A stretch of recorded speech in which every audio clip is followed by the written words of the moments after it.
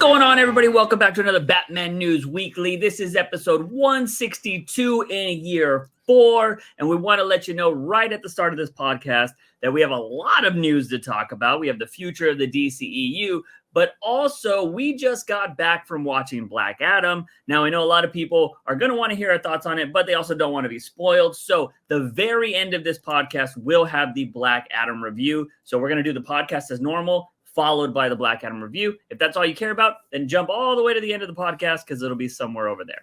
But starting off today, we are going to talk about the future of the DCEU because this week they just shat everything out and it looks crazy. Like, apparently there have been plans for a long time and stuff's happening. Yeah, it does look like things are happening. As far as like how far out they've planned, it's kind of weird just because a lot of it does play with our review that we're going to have with Black Adam. Yeah. So it's going to be a little weird talking about that future and the topics of what we're going to be doing here on the podcast. Yeah. Knowing that Black Adam review and some things that happened in that movie. Well, I mean, to be honest, I think the big thing that everybody's been talking about, we've already covered on the podcast. Yeah, I did say, and I've always said this, it's like WB and DC's worst kept secret. Yeah. Really? Yeah. So I guess we could talk about it. Yeah. We won't give the specifics of everything else that happens because there's some stuff you could genuinely spoil about this movie that happened. So the worst kept secret we'll probably talk about. Everybody already knows this. If you've been on Twitter, you've probably already seen it. So we'll go from there. But yeah, so first of all, do we want to talk about the DCE? Let's talk about the DCEU stuff first, and then because the Matt Reeves thing is just kind of crazy. Yeah. So let's talk about the DCEU news. We need to start calling it the DCU. That's what it needs to be called. That's what it needs to be called. Yeah. But like, apparently that's what it's supposed to be called. But the fans latched on to DCEU, and then more Hollywood people started to latch on to that. So like the official name just got thrown out. What they need to do is they need to have something that showcases it's no longer the DCEU. Like, it needs to come with some kind of announcement. Like, Superman should show up and break the E and be like, it's the DCU. You know what I mean? Like something like that. Or Joker should blow up the E or something. And that way it's like, stop calling it this. It's the DCU from now on. You know what I mean? But yeah, so let's dive into this. Actually, oh man. There's something I want to say about Zatanna, but I can't spoil stuff about Black Adam. Because there's something. Okay, so Zatanna we're going to hold on to for the review. It's apparently not in the works, but there's something I wish they would do with it. Okay, yeah. So that's pretty much it, or it's being shopped around, right? It's not. What is the proper stuff? It's the proper terminology is that it's scrapped from WBD, meaning that Warner Brothers does not want it, and that's it's something that Zaslav is really loving to do. Mm-hmm. So he's wanting to sell it to another network so that way they can pay for it and WB still makes money off of it. And of course, he is still trying to save money from all of the debt that he kind of picked up when he purchased WBD. But does it mean like if they're going to be part of the DCEU, they have to work with WB? That's where I'm thinking that it will no longer be a part of the DCEU. Yeah. Because I think that everything that is a part of the DCEU, they do want to keep, such as Peacemaker is still going to be on HBO. Yeah. Yeah. This isn't on our list, but hearing great things about Blue Beetle. So yes, I did post to the Discord a pretty lengthy thread.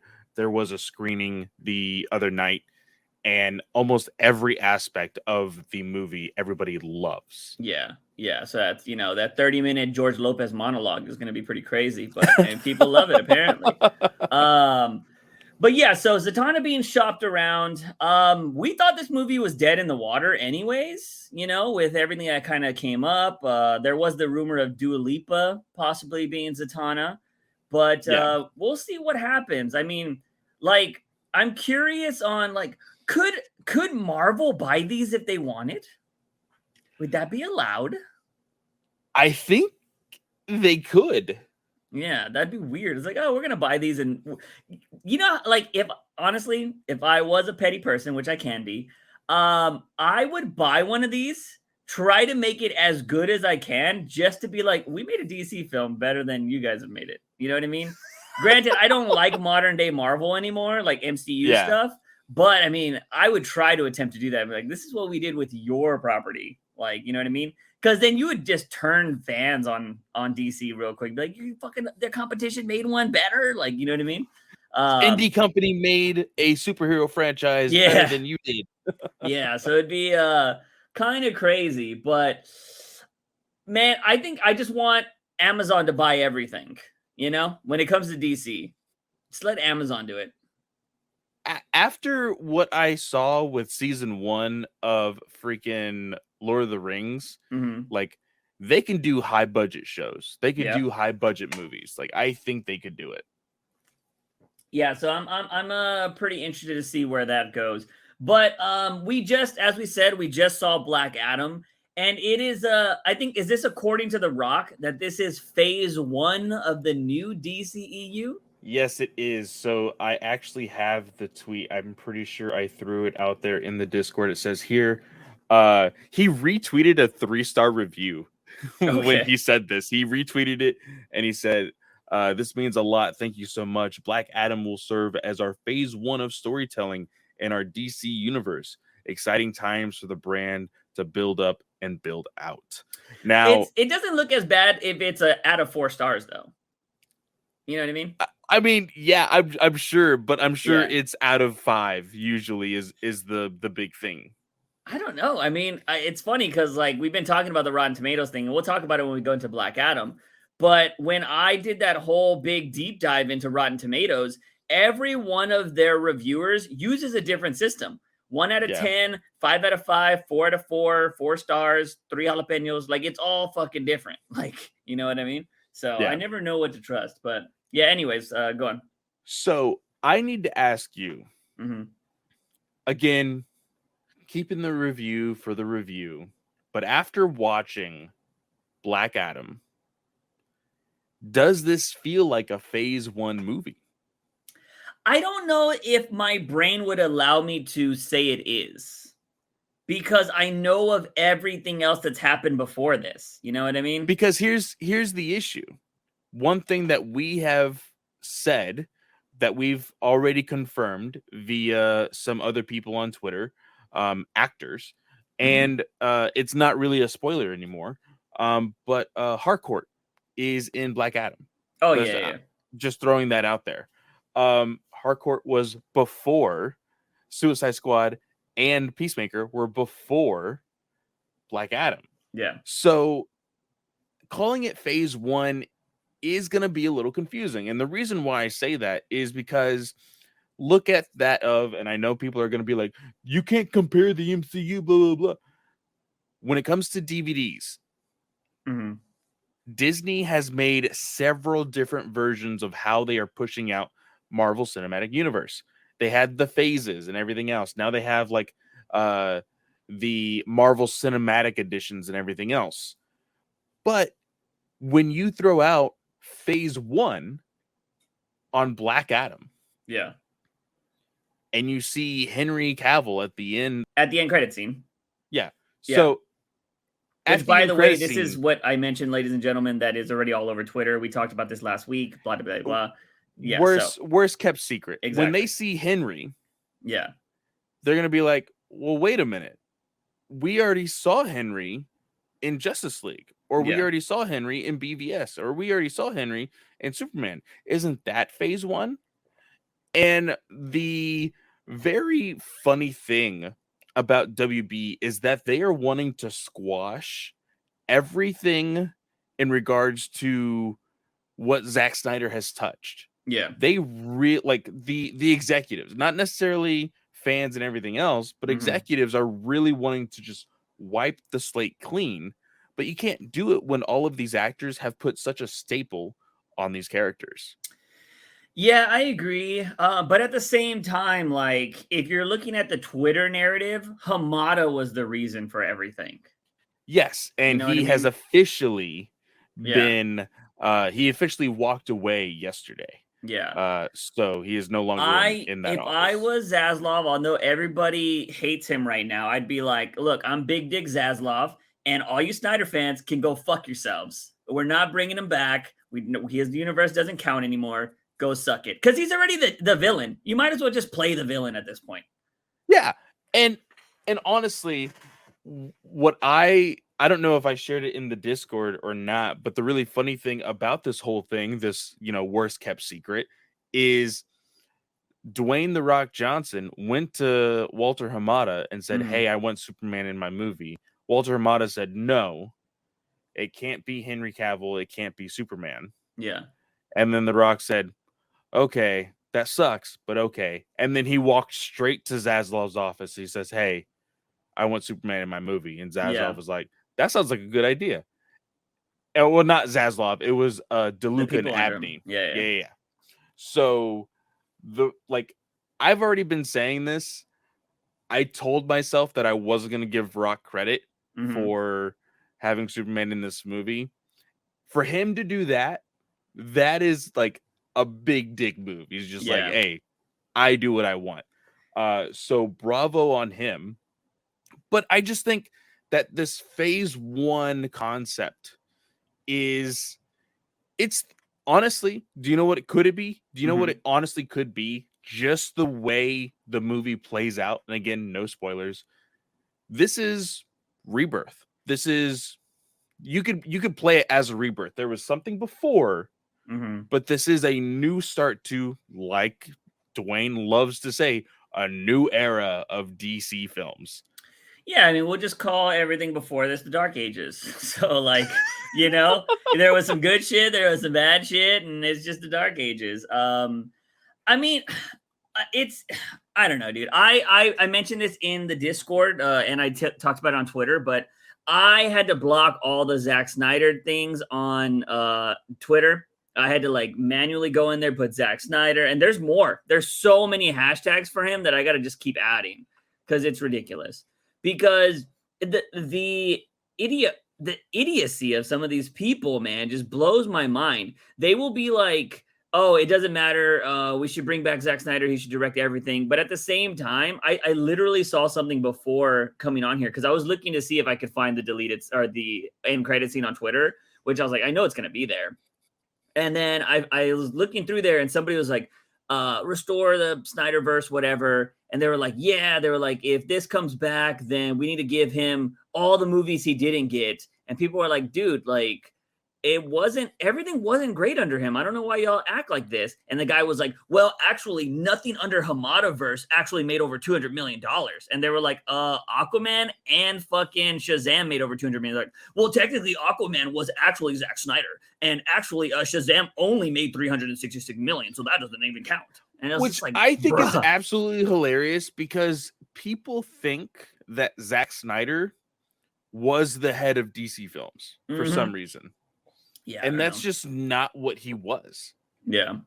Now, I will admit, he had a plan and he told WB, "Hey, I want to do this small plan, and then every other director can do whatever they want with any other character." Yeah. And then WB got fickle with the reactions to BBS. That was the Yeah. truth. That's what happened. Can't change that. No. It sucks, And but that's how it BBS goes. should have been $1 billion movie. There was no reason that should not have cost $1 billion. Like, I'm sorry. And I think it was, who was it? Goyer or somebody was like, if you have to make a movie where it's Batman versus Superman, you're out of ideas already. Like, that was kind of crazy. I didn't care at the time when that was said. I was like, go fuck yourself. The movie was awesome. But like, when you have the two stars in the movie, that should have been your blockbuster. You know what I mean? And it really sucks because like this whole thing with Black Adam and the secret quote unquote secret Superman cameo or whatever, Yeah. and everybody's like, "Oh yeah, it's gonna be Superman versus Black Adam." And in my mind, I'm just like, I'm tired of the verses already. Like, I Yeah. don't need it. I don't Yeah. need it. I really Yeah. don't. So I don't know what will happen in the future of DC, for those two characters. I just don't want the title to be Black Adam versus Superman or Superman versus Black Adam. I really just don't. need to make sure that The Rock gets his ass kicked by Superman. Like, that's all I care about. Granted, a lot of people are like, well, magic, blah, blah, blah. Fine. As long as the Superman's on top at the end of it is all I care about. I don't need The Rock winning every single thing. And I do not want Justice League and Suicide Squad versus Black Adam. That is something I don't want. Hey, but there, like I said, with Harcourt, there's connections already. Yeah, there's connections already. I just think that, hopefully The Rock understands that he was like, look, I can't be the center of this because he's not RDJ. I'm sorry, Rock. Like, you have a lot of pull, you have charisma, but you're not RDJ, my guy.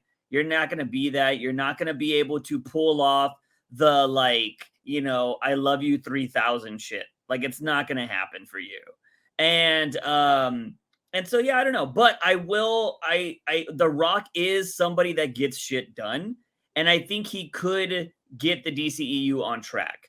And if I don't want to say that he's the one that started it, but maybe he did. I don't really know. If he fought for the Superman cameo at the end, maybe he also been like, hey, those other films should also have crazy cameos like my film's going to have. So maybe you go and you add a Batman in Aquaman. Maybe in Flash, we add something else, like on top of every other crazy thing that they have. You know what I mean? And they start building the universe that way, which was the classic Marvel way to do things, which, what was it? Like after phase 1, they weren't really that cool anymore. Like some of them were just kind of boring at that point. Yeah. Maybe it was after phase 2. I don't remember. But yeah, like I think the end credit stuff is always cool. I will say, I do think that is the reason that end credit scene is the reason why a lot of people are going to go watch that movie. Which I do think that it will bump up the opening box office for Black Adam, which is another part of our news is because of everything that has been talked about. Freaking The Rock spoiling that ending and everything. Yeah. There has been news of possibly a Superman 2 already being written, and they have a short list of directors. No one else was mentioned except for the director of the last Mission Impossible movie, which featured not Goyer, it was McQuarrie, which featured Henry Cavill. Yeah. And he's done several interviews saying that both him and Cavill have already talked about what their future Superman movie could look like if they were chosen to make a movie together, which I think is pretty cool. But was that the Brainiac one? I think he mentioned Brainiac, but I don't know if that was like the main villain or if there was multiple villains or whatnot. I'm tired of multiple villains. Fucking tired of it. Just give me one good villain. Because you undermine your villains when you have multiple, So, but yeah, I mean, I'm all for it, man. Like I said, that scene at the end was pretty fucking hype. I'm not gonna lie. Like, I'm so glad it actually looked really good. So I was like, okay, cool. And yeah, everybody's talking about that. And you know what, dude? Like, if this is the one thing everybody talks about, who fucking cares? Like, because if you're talking about the DCEU in a positive way, that's all that matters. In my mind. At this point, yeah. I'll take any little W's I can get right now with this whole DCEU stuff. And I think it only gets better, right? Like, we heard about the rumor of who might be in Shazam, right? If that doesn't leak early, like with official shit, and that happens, that might be a big boost for Shazam as well. You know what I mean? So I think that might be kind of cool. And I think if you just have that one moment in every film, I think we'll be good enough until we finally get everything back on track, or at least we'll survive until the Flash, right? But if I'm not mistaken, it's Shazam, then Flash? Yes. So we only have one more film to wait for, and then possibly whatever happens in the Flash. And maybe that's the official reset, right? And then we go from there and see what our Justice League is actually going to look like. And then, who knows what it builds to. But you know what, dude? If this is The Rock being like, yeah, we're gonna get things in line, and this dude wants to like work with other people and just get the coolest shit out there, I'm for it, man. Like, because I would love to see these actors do something ridiculous like Blackest Night or something like that, you know? And I will say this, I did not think this was definitely not on my DCEU reboot, soft reboot bingo card. Mm-hmm. Batman isn't the first movie. Yeah. Like, yeah. I genuinely thought we would get another Batman movie before or at the start of whatever kind of phase or reboot or whatever that we would eventually get. And if this is legitimately it, it's not a Batman movie. So that is very, very interesting. But Yeah. the bigger, well, not bigger part of the news, but Dwayne going into all of this on the red carpet, because he did like a press tour Yeah. He with went everywhere. with red carpet premieres. He went to Mhm. Mexico, he went to Canada, he went all sorts of places. He also mentioned in an interview, because somebody asked him if he was interested in taking the Kevin Feige role for the DCEU personally. Yeah. And he said that it wasn't in the cards for him, but he wants to help find that person. Yeah. Yeah. So I think I'm okay with that. I think that even though same thing with like him and like, because I get that my personal feelings towards him as far as like his ego and everything else, that pushed aside from what has come out of Black Adam, Mhm. I think it's going to be successful. Yeah. As far as how successful, that's going to be interesting, because again, we're going to be talking about the Rotten Tomato score closer to when we talk about the review. But I think that he knows what could a future DC universe look like. Yeah. And so I'm interested to see if his name is going to pop up when they finally find that individual. You know? Yeah, the one thing is I hope whoever they find realizes they're like, "Yo, Rock, we can't make you the center of this universe because you're too fucking busy." Yeah. You know how long it would take to make your fucking films? Unless you're gonna give us the next like 5 years of your life to fucking make these films, we can't make you the center, man. Like you just can't be. We need to be fighting to something else. And it would just be weird for him to be like, you know, again, we'll be talking about it later, but after watching the movie, it would be weird for him to be the main villain, in my opinion. Yeah. But anyways, so yeah, DCEU, new era, possibly coming. Like a lot of things came out of this too. Like it was possibly, you know, Man of Steel 2 in early development. Do you think they'll call it Man of Steel 2? I think they call it Superman.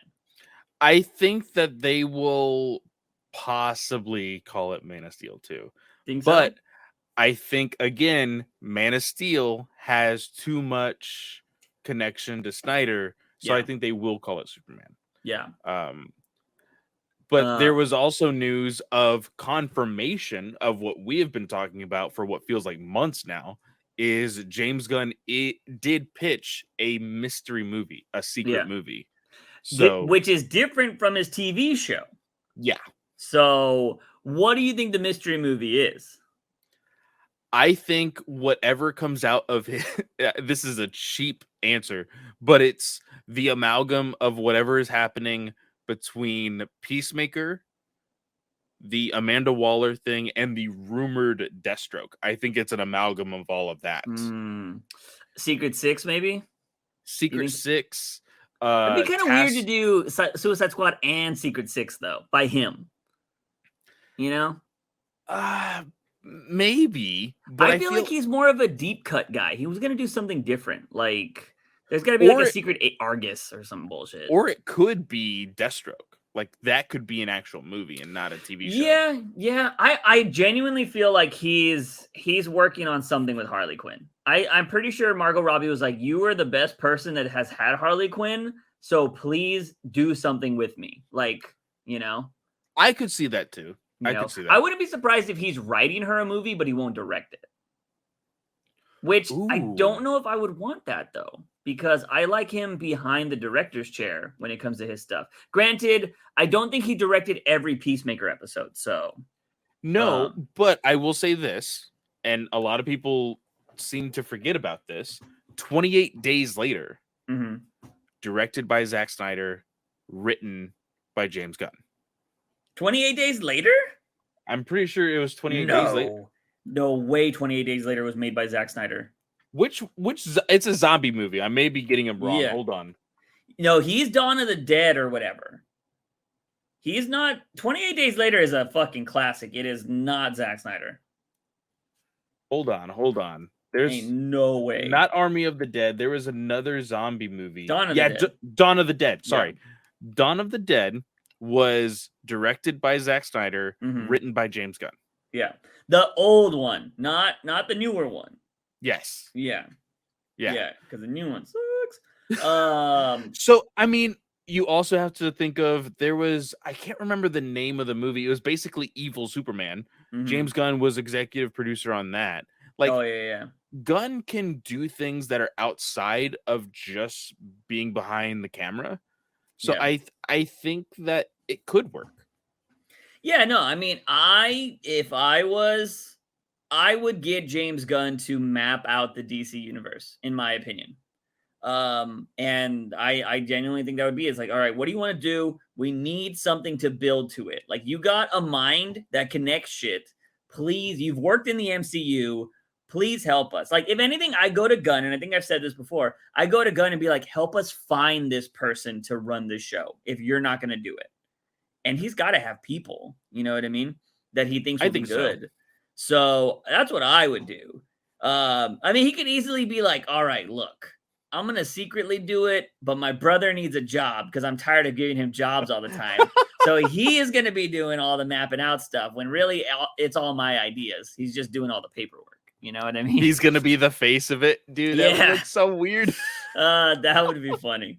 But yeah, I think I would do something like that, man. I mean, I think there's people out there. I mean, we've had people do really good things. But, you know, what is kind of scary is Hamada, I feel like, would have had like James Wan behind him and stuff. And that didn't really work out. So, but again, was Hamada's hands tied? I don't really know. Because anybody that thinks that we didn't get anything good from Hamada is just biased to Snyder. Yeah. You know what I mean? It's okay if you don't like him. That's totally fine. But to say we didn't get anything good is kind of dumb because the Batman, even though I didn't like it, came out of Hamada. So you can't argue that. But I don't know if that's a good segue. I don't know if there's anything else that we need to talk about. I don't think there is, because like you said, you're wanting to keep some Zatanna stuff for when we are talking about the review. And I'm looking at the article now. Oh, one thing. So the Flash 2 has already been written. Crazy. By the same writer, maybe, or no? No. So this one, let me actually see if I can find it. I feel like it was written by somebody like decent, or that has a decent movie behind them. Has been written by Aquaman scribe David Leslie Johnson McGoldrick. Yeah, I don't know. And it says, in case that movie to be released June 23, 2023 does well. And then it just slightly mentions, oh, by the way, Ezra Miller today pleaded not guilty for a felony burglary charge, which, if he is found guilty, will be sentenced to 26 years in prison. Yeah, he ain't gonna get that. I would be shocked if he did. But DC should be like paying that judge and be like, just give him a year so we can recast. Like, just give him a year. Like, please. Well, speaking of recasting, by the way, so there has been a little bit of a rumor mill going around today specifically. So, of course, grain of salt, Leslie Grace started this, and then it kind of been shopped around, and people have confirmed things, and we talked about this while we were waiting for Black Adam.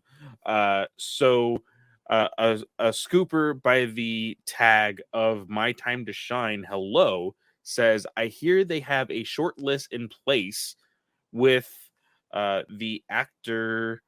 Let me actually get his full name. Yeah. I just know that he looks like the son of Alan Tudyk. He looks like Alan Tudyk. It's George McKay. Yeah. We know him because we went to go see the movie 1917. That So one good in that. movie Yeah. that was all one take, quote unquote. It's him. Yeah. So he is on a short list, but it says here the only decision that will be made will be after The Flash is in theaters, which will then be to replace Ezra. Yeah. So nothing is being contracted right now. No offers are being made. It is just WBD saying, hey, when we eventually recast him, who do we want? And they're just making a list.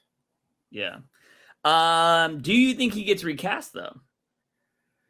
This is the hard part for me because again, money talks. Yeah. If this Flash movie makes a shit ton of money, I think WB is like, what charges? What court case? I don't know what y'all are talking about.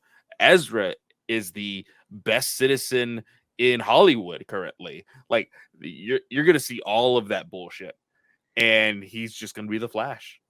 I think if he keeps his nose clean until the movie comes out, and while it's in theaters, they just keep him. Because Hollywood forgets, man. Hollywood has so much disaster behind the scenes. They don't give a shit. Yeah. So, but yeah, I think as long as he's fine, as long as he doesn't get any more trouble, he'll be fine. Because I think they just don't want to recast. They're gonna be like, we got to do this shit again. Like, you know, and if they can keep the original team together, like that looks so good. You know what I mean? Yeah. So, but we'll see what happens. But let's move on from that and talk about the Matt Reeves verse, which seems to be crazy. And it sucks. I'm going to say this right now. The Matt Reeves verse is exactly what I wanted, but it sucks because I don't like Matt Reeves as Batman. Yeah. So this, okay. Again, we need to reiterate this because I'm going to say the exact same thing in the sense of how I felt going into Black Adam. Okay. I am always willing to be proven wrong. I am always willing to say, hey, I actually enjoyed this. We've always said the Batman, the first movie Matt Reeves made, we did not like. Yeah. The second one could knock our socks off and we're like, holy shit, this is getting good. Yep. So with the expansion of this universe currently, with how the Batman is in our minds, I'm really disappointed because of how big it's actually expanding.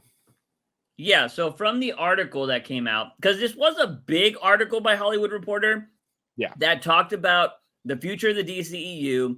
It talked about James Gunn's secret movie. It talked about The Rock and Black Adam, and then it talked about Matt Reeves' multiverse, or the Matt Reeves verse. Which I don't know if you have the quote pulled up. I think you put it in the Discord somewhere, right? Yes, I did put it in the Discord. The actual quote from the article says, meanwhile, in Gotham City, filmmaker Reeves is quietly making his own expansion plans. Reeves is developing a sequel to his The Batman, which grossed a respectfully $770.8 million worldwide when it was released in March. Already a series spinoff focusing on Colin Farrell's Penguin is on its way to filming next year, but Reeves is plotting more. The filmmaker is meeting with writers, directors to build out movies. Yes, movies, not just series focused on Batman's rogues gallery, but established and more obscure, with characters ranging from Scarecrow to Clayface and Professor Pig. All those projects are in the very early stages. This is exactly what we have been talking about this entire podcast. Yeah.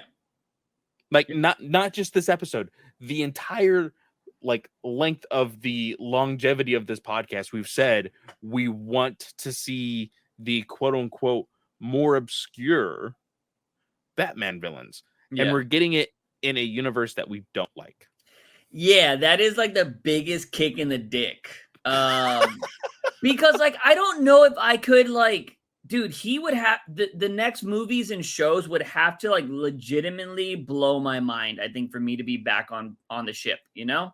Yeah. And I just don't think Matt Reeves is gonna change that tone. I think the tone is gonna stay the same, and I don't think we're gonna get the supernatural badass type of characters. And even if we do, I feel like it's going to be too jarring of a switch, you know? And Yeah. I don't know, man, but I love hearing that. But the first thing I think about, I'm like, how are you going to do Clayface? Like, how are you going to do it? I can already tell you how I think they're going to do it. He's going to be an actor who robs or murders or does something, but he puts on a mask every single time that he's like, he's an effects guy or something. And that's how he goes around killing people. And he doesn't have Clayface powers, you know? He's not going to fucking transform into people. And you know what he might do? Is they might do the Imaginarium of Dr. Parnassus. I don't know if you ever watched that film, which was the last Heath Ledger movie where he died midway through, and then they just replaced him with other actors. Yeah. I feel like they would do Clayface they would just have different scenes with different actors, and that's Clayface changing. I would not put it past Matt Reeves to do that. And that's what it would be. But you wouldn't see this big Clayface monster like terrorizing the city and shit because it's just too fantastical. So I didn't know about this, but Mike Flanagan, director of Dr. Sleep, the most recent movie to, of course, be the prequel to The Shining. Yeah. He apparently has a pitch for a Clayface movie. Really? Yeah.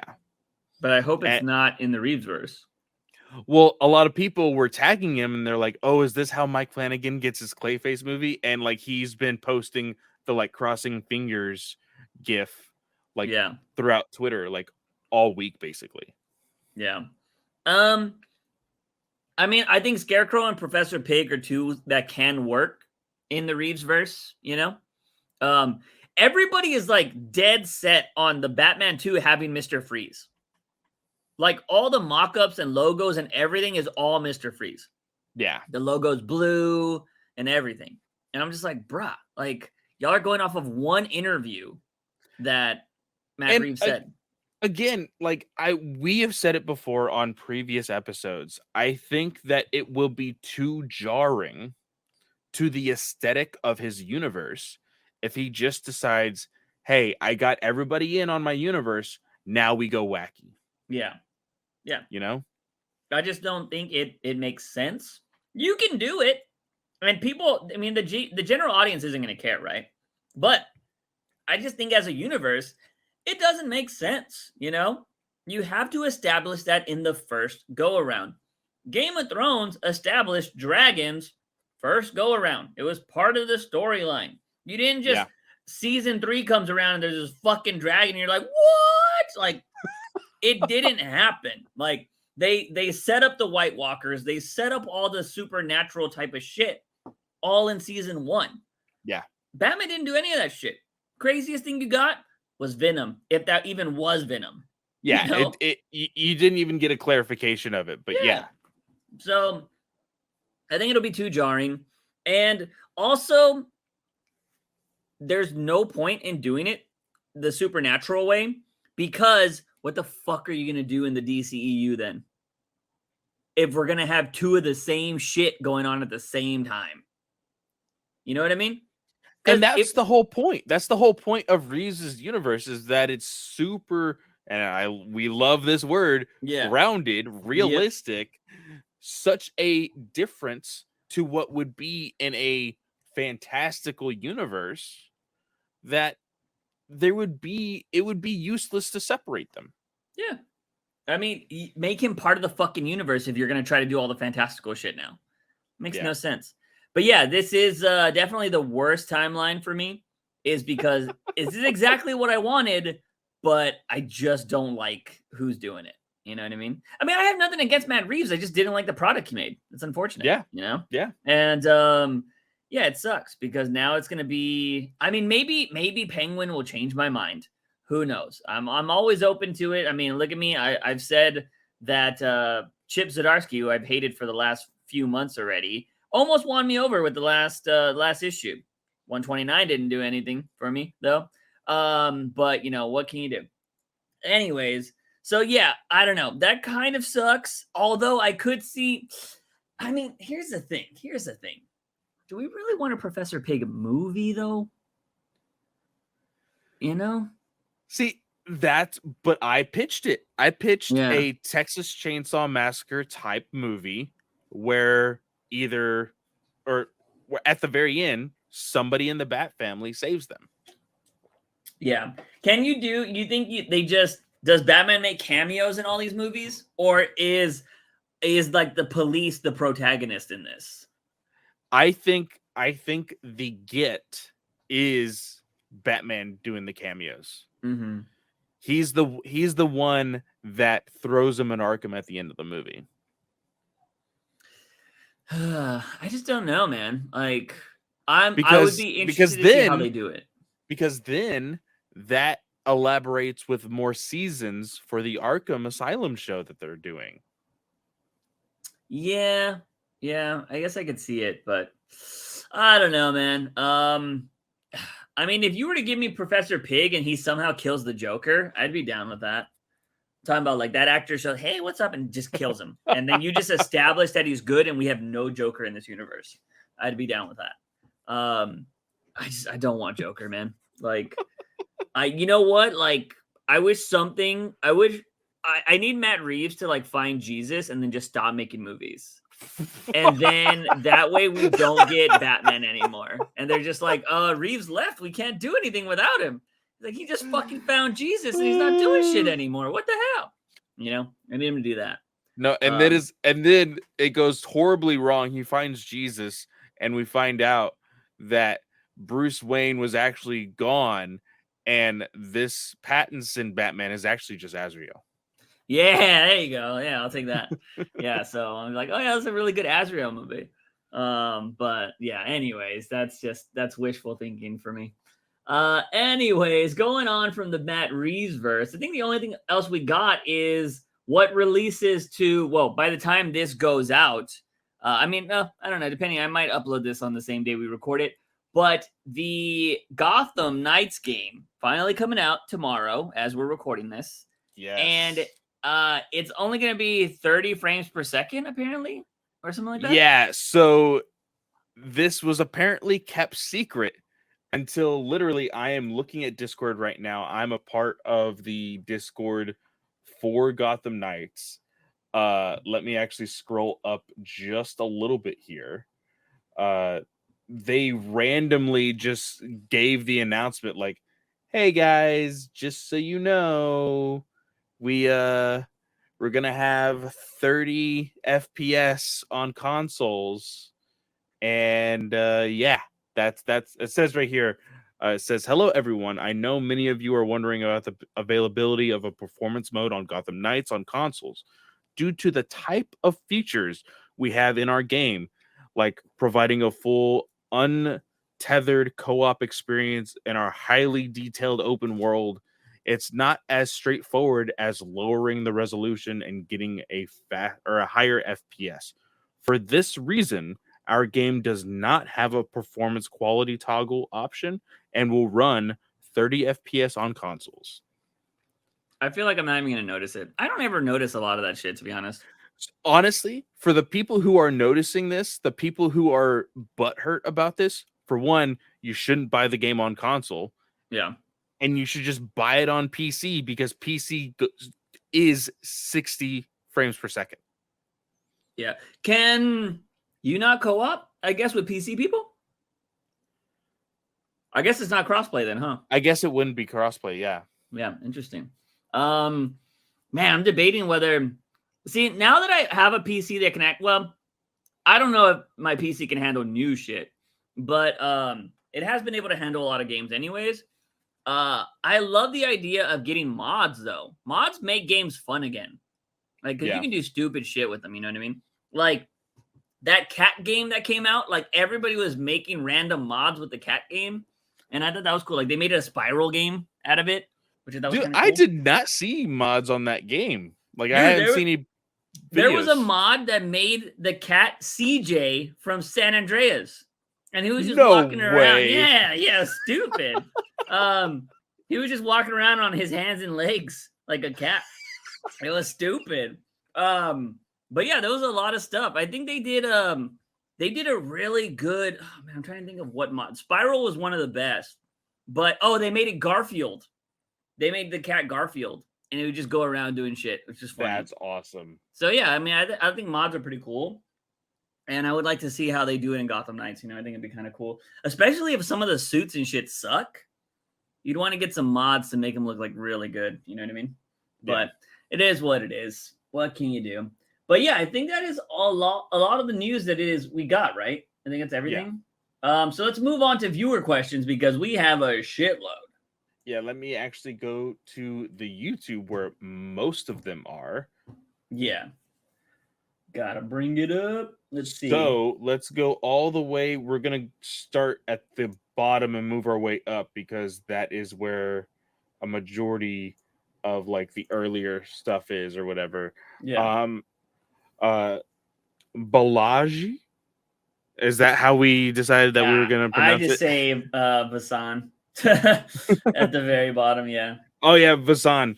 Yeah. He says Clue Master is better than Kite Man and Condiment King.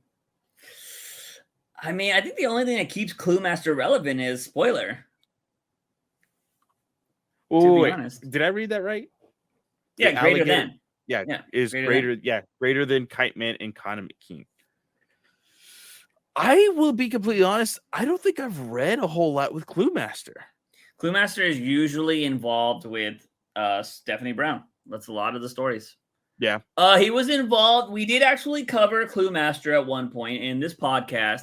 Was when that stupid ass dude came back. Or wait, maybe it might have been part of Detective. But Clue Master was involved with the Court of Owls guy for a little bit, wasn't he? The brother. The guy that pretends to be Bruce Wayne's brother. You know, the guy we hated because he came back and we are like, oh. Whoa. Did he? I'm pretty sure. I don't know if it was the latest one when he came back, but I'm pretty sure Clue Master was a part of the original, like, branch out of storylines from the Court of Owls. I could be wrong, but I think he was a part of it. Huh. So, yeah. You know what? I think so because that led into Batman Eternal, which it looks here Nathan actually replied to Vasan saying, especially in Batman Eternal. Yeah, that makes sense. So I would go with that for sure. But do I agree with it?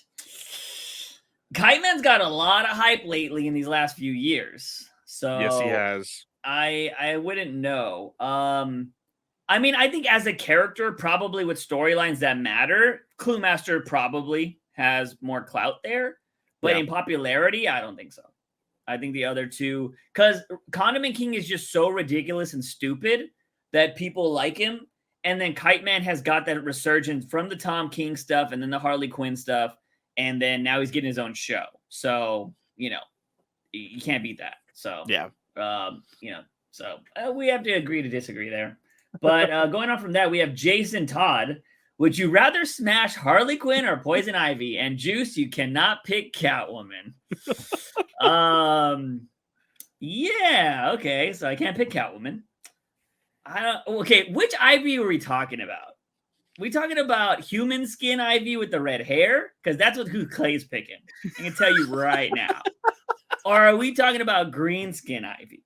I think the clarification matters. I think it does matter because then you're asking if we let's go with animated series Harley Quinn and Ivy. Okay, yeah. Sorry, redhead. Yeah, my weakness. I always find myself doesn't matter how they start out, but I always end up with a crazy girl somehow. So I have to go Harley Quinn. I also just think Harley Quinn would be more fun to be around. I might die, but she'd be more fun. See, I was just about to say, Poison Ivy may poison me, eventually, but you know, you'd also have to probably be a vegetarian. You know, Fuck. you're gonna have to go and do that. No. I wouldn't be a vegetarian because then I would be killing those plants. So No, but Ivy's all about using nature to better the world. So she would be providing the fresh fruit, the fresh fucking everything. Because I'm pretty sure they like when there's those end of world situations, Ivy's always there and she's providing people with food. So I don't think she has anything against that because it's what Mother Nature provides, right? I think she's okay with. But if you're cutting down nature to make a fucking chair, that's when she's like, bitch, I could make a chair with the fucking trees. You don't need to cut them down. You know what I mean? So, which by the way, have you seen those people that make chairs out of trees? Like they grow them to be chairs? Like, what? Yeah, so there's this particular type of tree that grows really fast and they Okay. bend it and it bends as it grows into chairs that you can sit on. Like it's crazy. I am So, literally looking this up as we're talking. yeah, so. no, it's pretty wild. They're like these weird trees that grow really fast and they're like strong enough that you can sit on, but they have to like bend them like every so many days or weeks and they mold them into chairs and stuff. Holy And, shit. yeah, they look pretty crazy. That's So, insane. yeah, it's pretty nuts. But yeah, there we go. I'd go Harley Quinn. But obviously, if I could, I would pick Catwoman. But yeah, let's see. Going back to Vasan has another comment. I agree with Juice on Jace Batman. I'd like him to lose control and have to get properly trained by Bruce. So that was a comment to him. Jace beating the shit out of that guy. That detective, which we believe is going to get tied to Sinestro because there's a yellow fear, highlight around him. So there will be that. But yeah, I mean, just give me something different, man. I don't want to read Bruce Wayne's origins, in another city, in another title. Like, who cares? Like, you're supposed to make Jace his own person, but you're making him do everything Batman's done before. So, like, do different. Have him kill somebody. Tell that story. It would be different, Like, it'd be interesting. Like, can Batman come back from killing somebody, or does he get the name stripped? I think that would be very, very interesting. Yeah. Now, again, granted, we've seen a lot, even most recently in the very beginning of Chip Zdarsky's run, Batman being framed for murder. But let's see him actually murder somebody, because not only do you have to win back the eyes of citizens, but you have to win the trust of heroes. Yeah. Which, by the way, I think something Zdarsky could have done. That he has done jack shit with that, by the way. And I know it's because he's focusing on like, oh yeah, Failsafe is going after him or whatever. But you could have easily had like, this person is taking over Gotham because Batman killed somebody. Like that could have been an underlying storyline, which I think better writers introduce the little things. The little things are what matter. You know what I mean? And Zdarsky is just focusing on, let me just give you something cool to look at, which is all of, like what I said, like I read everything early. Next issue is just more of the same, in my opinion. Yeah. But yeah, we'll go with that. Moving on from that, we have Ivan Jr. Yo! With all of these breaking news on Man of Steel 2 and Batman spin-offs, the next podcast is going to be 8 hours. I can't wait.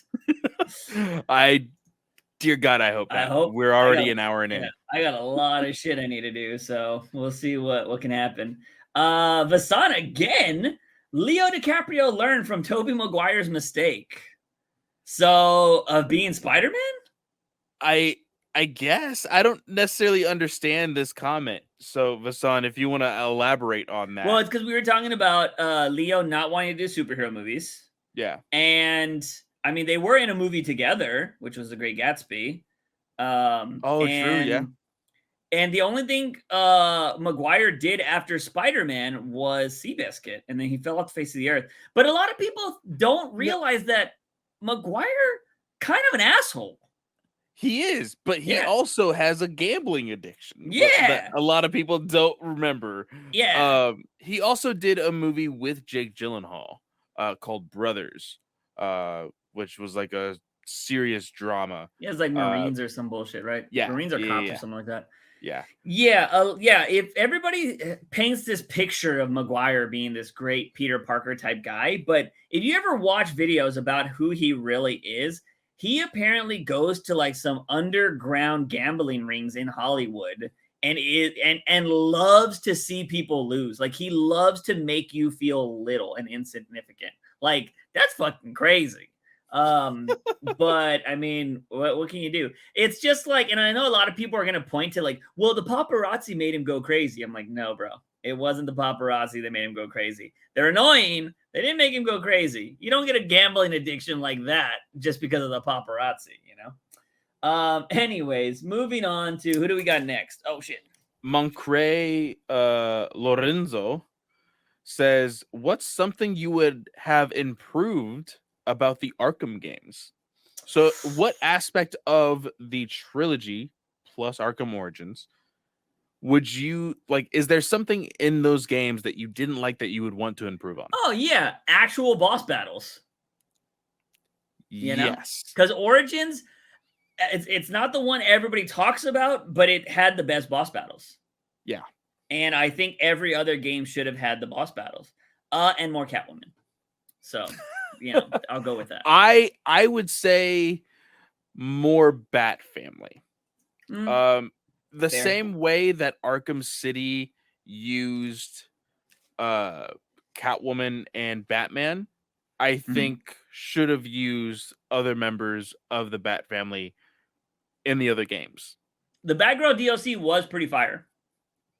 I never played it. You never played it? Dude, they go to like amusement park and it has classic Harley Quinn in it, which is awesome.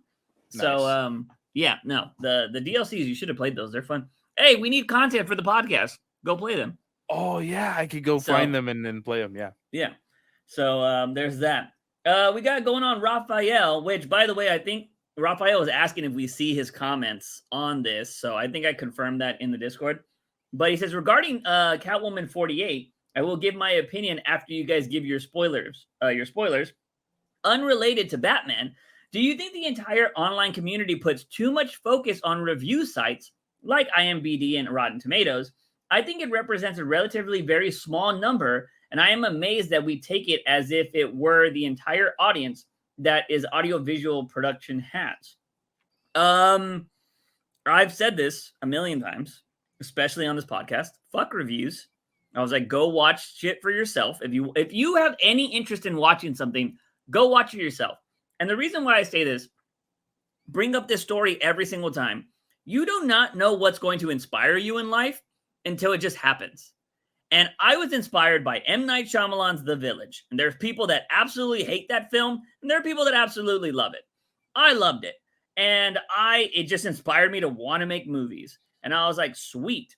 So I think reviews are dog shit because everybody and their mom can be a reviewer. Yeah.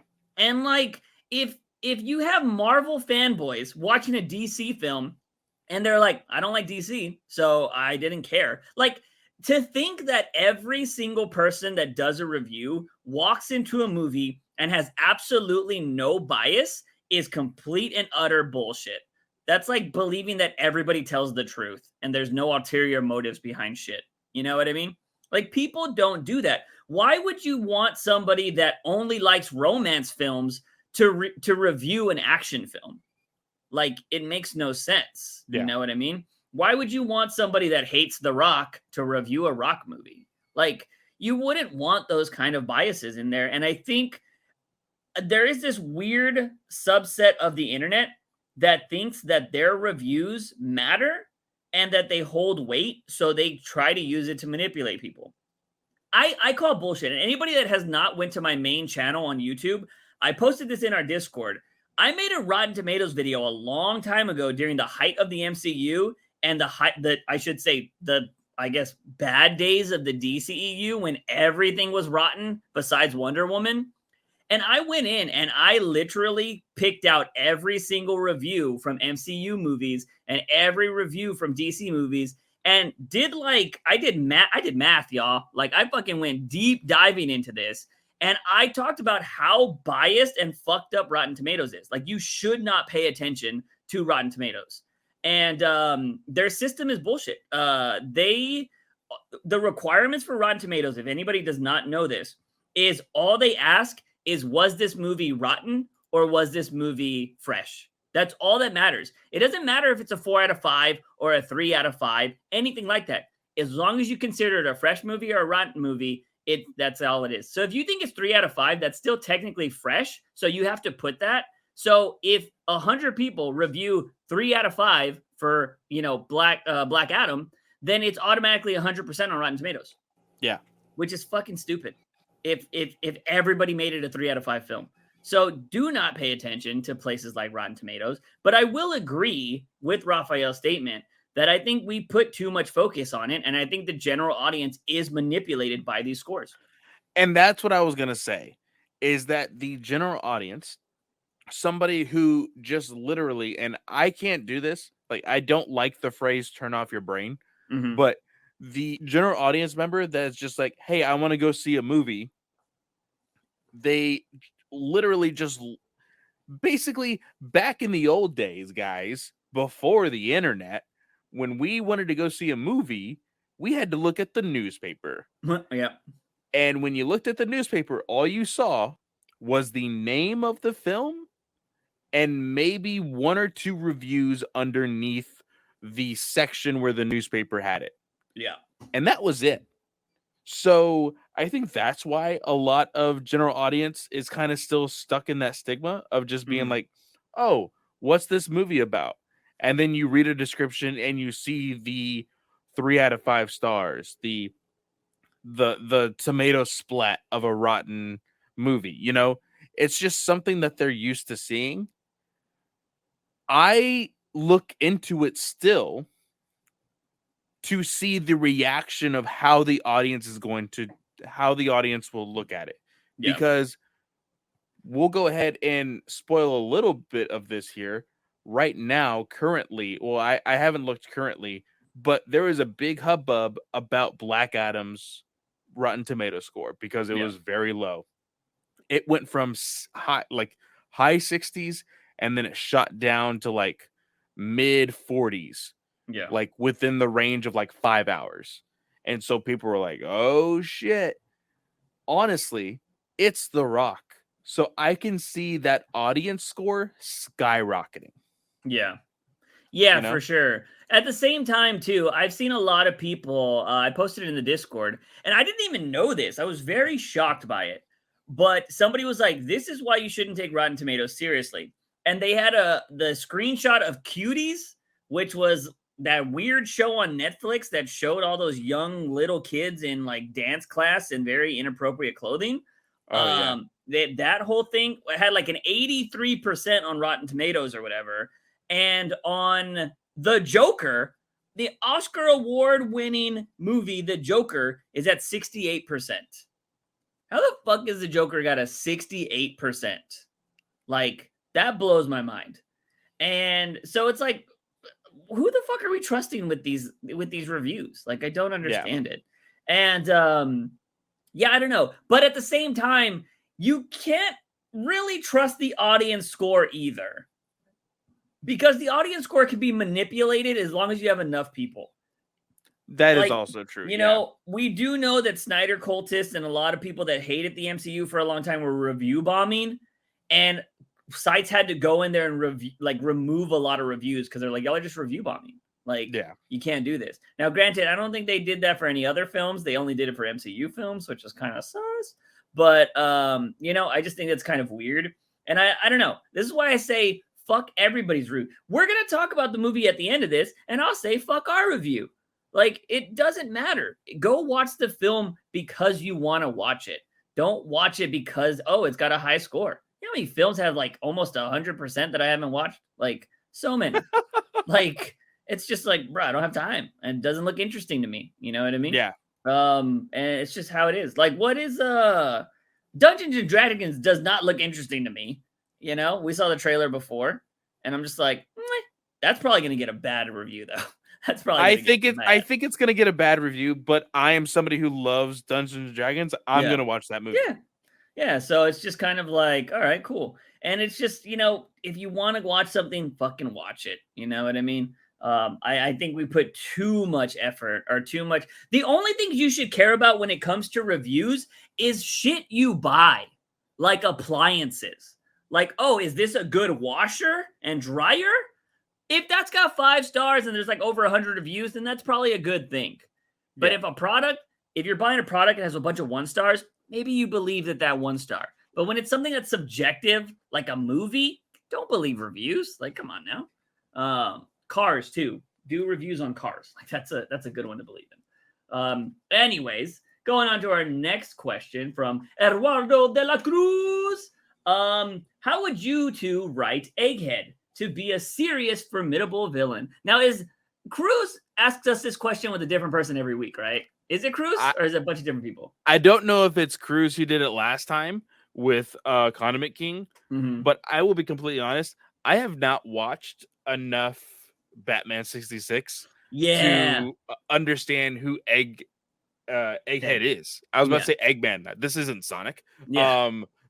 I don't know his character enough. All I know is that Nicolas Cage really wants to play him in a modern movie, and I think that's how you do it. I'd have to agree with that. I can't say I've seen enough 66 either to actually give you a good storyline. He's also not a character that shows up in the comics. Yeah. So it is very hard for me to sit here and tell you a good storyline. Like, I know a lot of obscure Batman villains, but he is like G tier. Like, he's, you know what? I wouldn't be surprised. I really wouldn't be surprised because of how Mark Waid has been playing with Batman and Superman villains. I wouldn't be surprised if Egghead shows up in World's Finest. Probably. But, that is what it is. But, I couldn't really tell you there, Cruz. I don't know enough about it. What is the next question we got? Alexis says, if you had to pick only 3 of these villains from the list below to have been boss fights in Arkham, which would they be and why? So here are the villains. Kite Man, Killer Moth, Ratcatcher, Mr. Bloom, Polka Dot Man, the Ventriloquist, Clue Master, Gentleman Ghost, and Condiment King. Pick 3 of them. I'm going Polka Dot Man. To see just I feel like that'd be kind of crazy and batshit. Depending on which one they're using. Are they using James Gunn's that just fucking disintegrates people? Like, that's kind of weird. I want Polka Dot Man that can like turn into shit, or you can turn his polka dots into shit. I think that'd be a cool match. If Kite Man's in the air, I think that would be interesting to see how Batman would deal with somebody that's in the air. You know what I mean? That flies. I think that'd be kind of cool. Granted, I feel like you could probably, that's kind of like Firefly. In Origins, Yeah. And then I'd go Mr. Bloom, because I think that would be kind of dope. That would be like fighting Ivy, but more crazy. So the 3 that I was gonna choose, Killer Moth, would be just like how the comic was, as far as like following a trail of thefts and you finally find him. I think that would be really cool. And then Ratcatcher and Mr. Bloom, and the reason why is they team up with Scarecrow in Arkham Knight, and along with the Fear Gas, I think Ratcatcher and Mr. Bloom could be really fucking dope. That'd be interesting. Yeah, I would like to see the ventriloquist in like a haunted house situation where he just keeps showing up in chairs and shit. That would be interesting. And he like moves his mouth. Maybe it could be a fear toxin thing as well. But Gentleman Ghost, I don't remember that character. Gentleman Ghost is he was in Catwoman. Oh, is that the one that saves Catwoman? Yeah, and he's literally a ghost. Yeah. It's the one where she thinks it's Batman and she's like falling through the water. That's who I thought it was, but I wasn't 100%. So, yeah, I would go with those.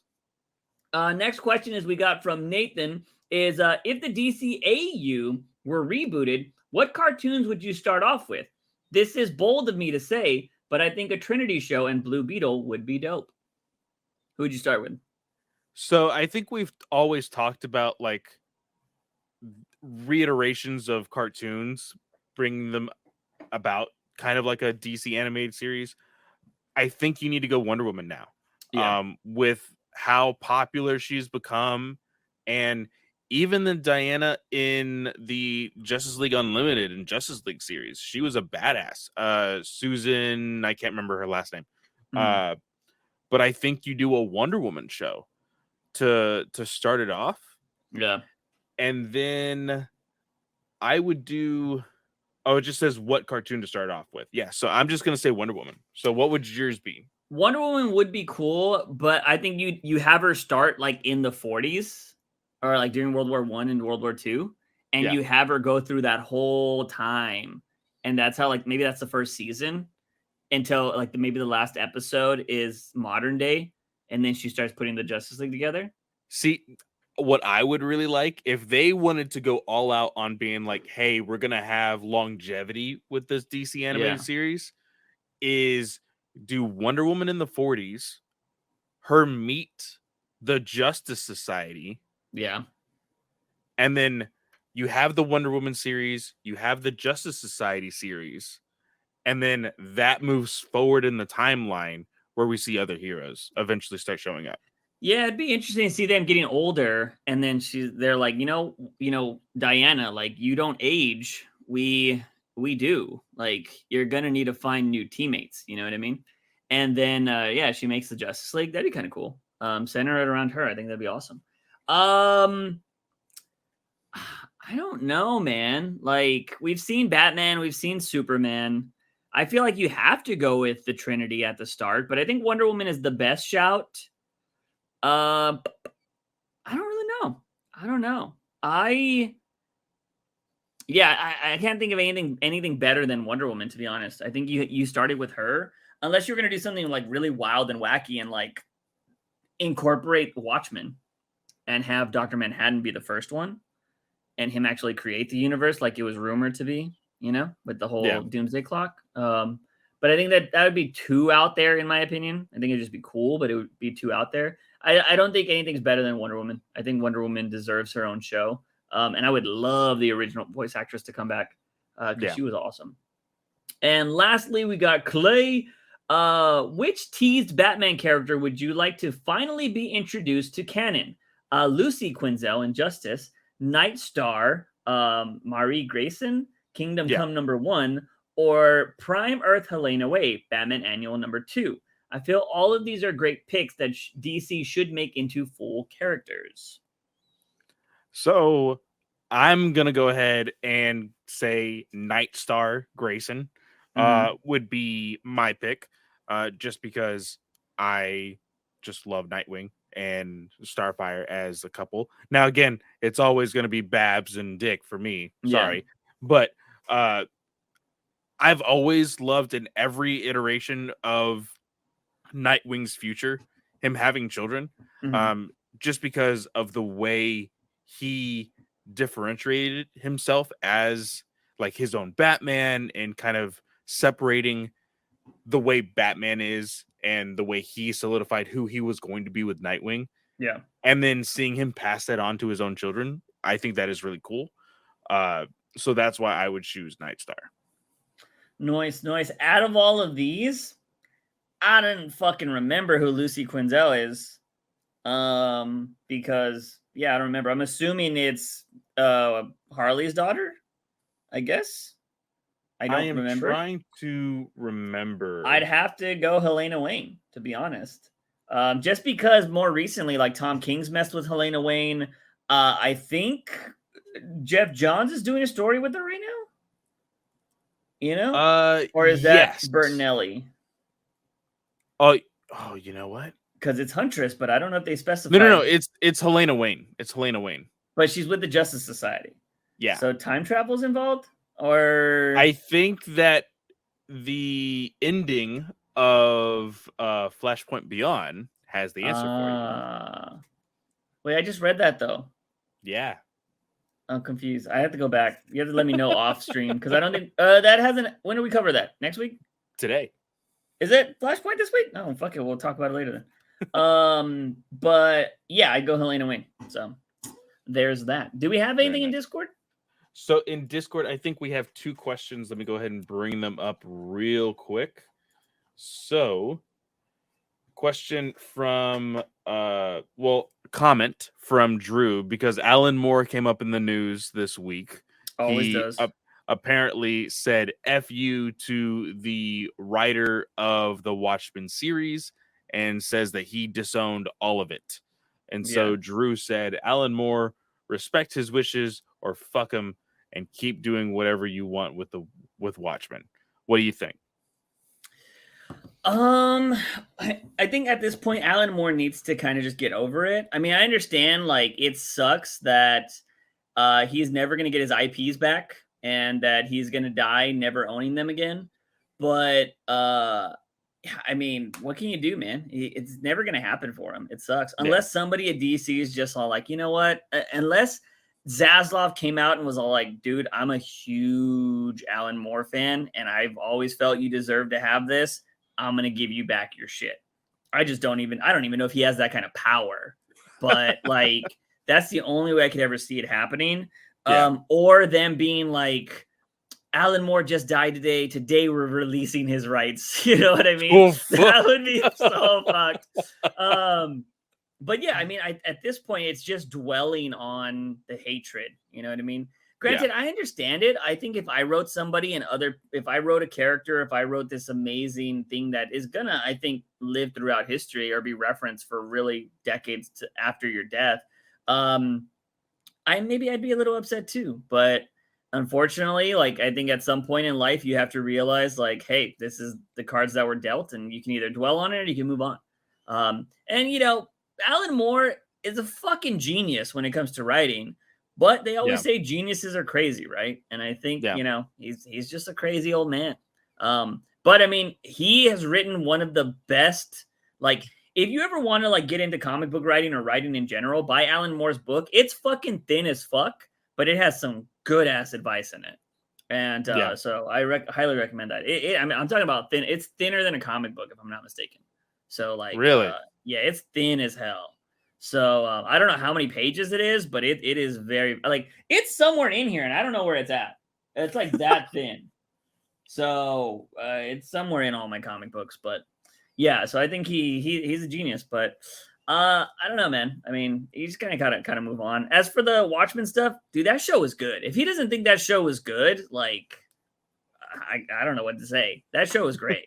So, it was great, man. Yeah. Maybe he was just like, I'm pissed that Manhattan had a big dong. Like, maybe he's like, I never made him that way. You know what I mean?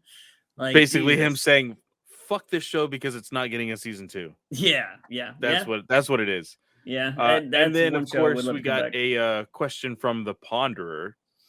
Ethan says, I really like Giancarlo Esposito as a villain, whether it be Gus Frying from Breaking Bad or Stan Edgar from The Boys. Which DC villain do you think he can pull off? I don't know who this is. So, in The Boys, because I know you've watched The Boys. Yeah. He is the like head executive of. Oh, the guy from Breaking Bad. Yes. Oh, okay. He's probably Hugo Strange, first person I think of. Ooh. So, other than that, if he's not Hugo Strange, I don't know, because he's up there in age, you know, so you can only give him so many roles. Everybody has been saying that they want him for Mr. Freeze. I could see that, you know, that'd be kind of cool. I wonder if they go blue skin Freeze, you know, or if it's just him in a Freeze suit. Yeah. I'd be down with that. I think he could pull off Freeze, because Freeze, you don't really need his age. His age doesn't matter. Like, he lives forever with the suit, you know?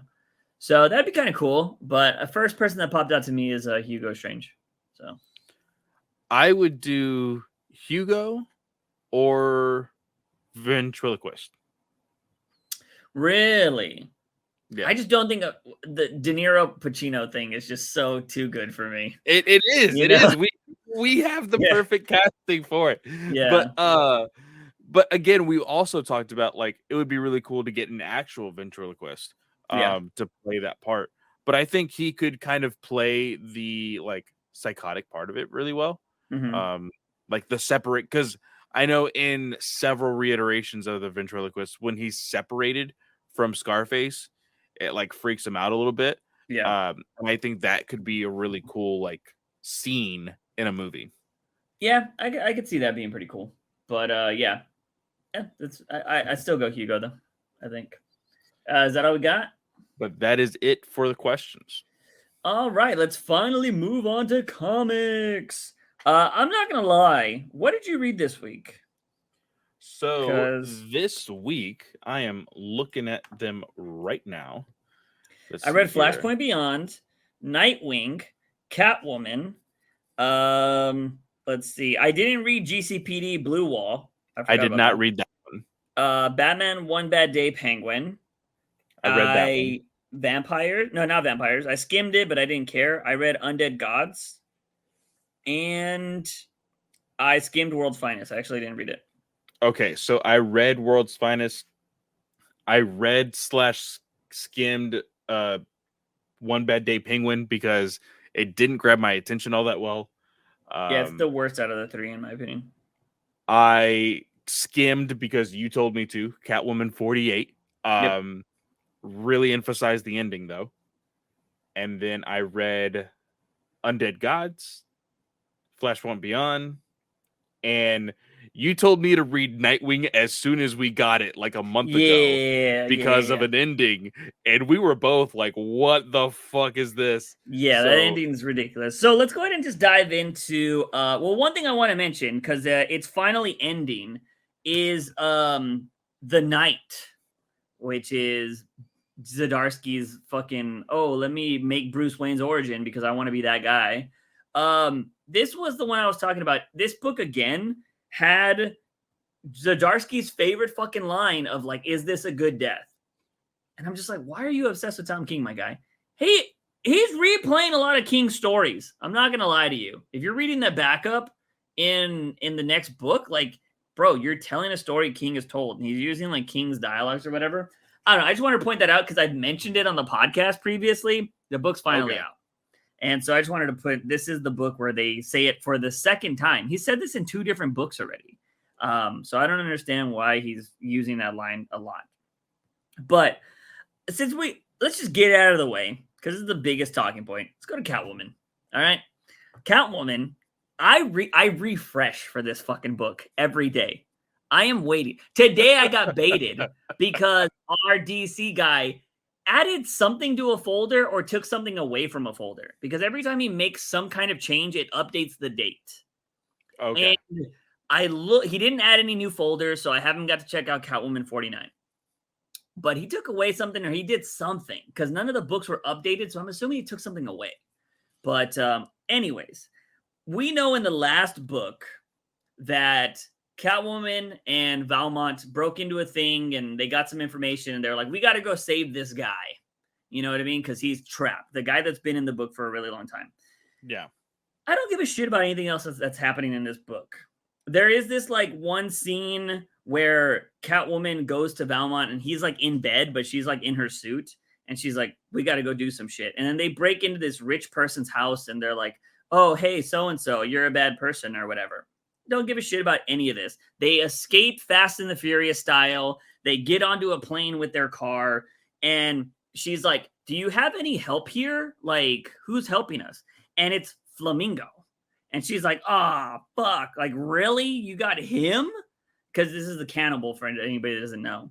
Yeah. And he's all like, what's up, Catwoman? And she's like, oh, whatever. But some other bad dudes get on the plane. They start fighting. Flamingo kind of tries to turn on Catwoman. He, of course, shoots the console. And they all escape. But it's like, oh, shit. The plane's going down. How are we going to get out of this? And what ends up happening is there's one parachute. So Valmont's all like, yeah, like, I got this. You got to hold on to me. And she's all like, all right, what are we going to do here? And he's like, he starts like essentially professing his love or saying like, oh, I'm really into you or whatever. And she's like, why the fuck are you telling me this? And he's like, because I don't know if we're going to make it out of this. Like, I'm just being real with you. He's like, you're going to have to like really hold on to me. So she has to hug him and wrap her legs around him or whatever. And essentially she starts saying, when you think you might die, everything moves slower. When you think you might be falling for someone, everything they do feels important. While clinging to each other like the ground is coming up too fast, Falling always disorients me. They're landing on a very glimmery beach with water and everything. She lands right on top of him. They kiss. She says, I don't always land on my feet. And then the last panel is this. They're on the beach. It's a sunset. It's very glamoury. The parachute has covered both of them. And it just says, gasp. And then it says, next, Bat's back in town. So she finally pulled the trigger.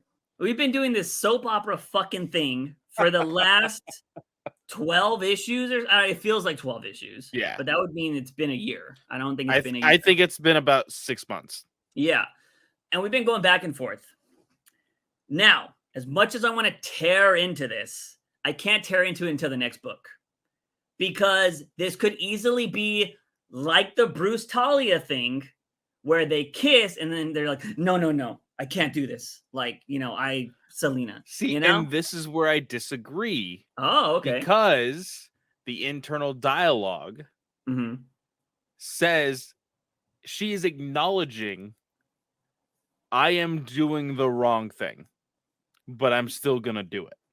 Well, what she says technically is she says falling always disorients me and I don't always land on my feet, meaning I don't always make the right decision. Yes. So it can be interpreted because it's not a guarantee. Like she's literally falling. She almost dies. So she's not in the right mind and she doesn't always land on her feet. They have that thing where she kisses him. That could be a bad decision that she's making. Yeah. But making the choice to kiss him is still her decision, True. But she says falling always disorients her.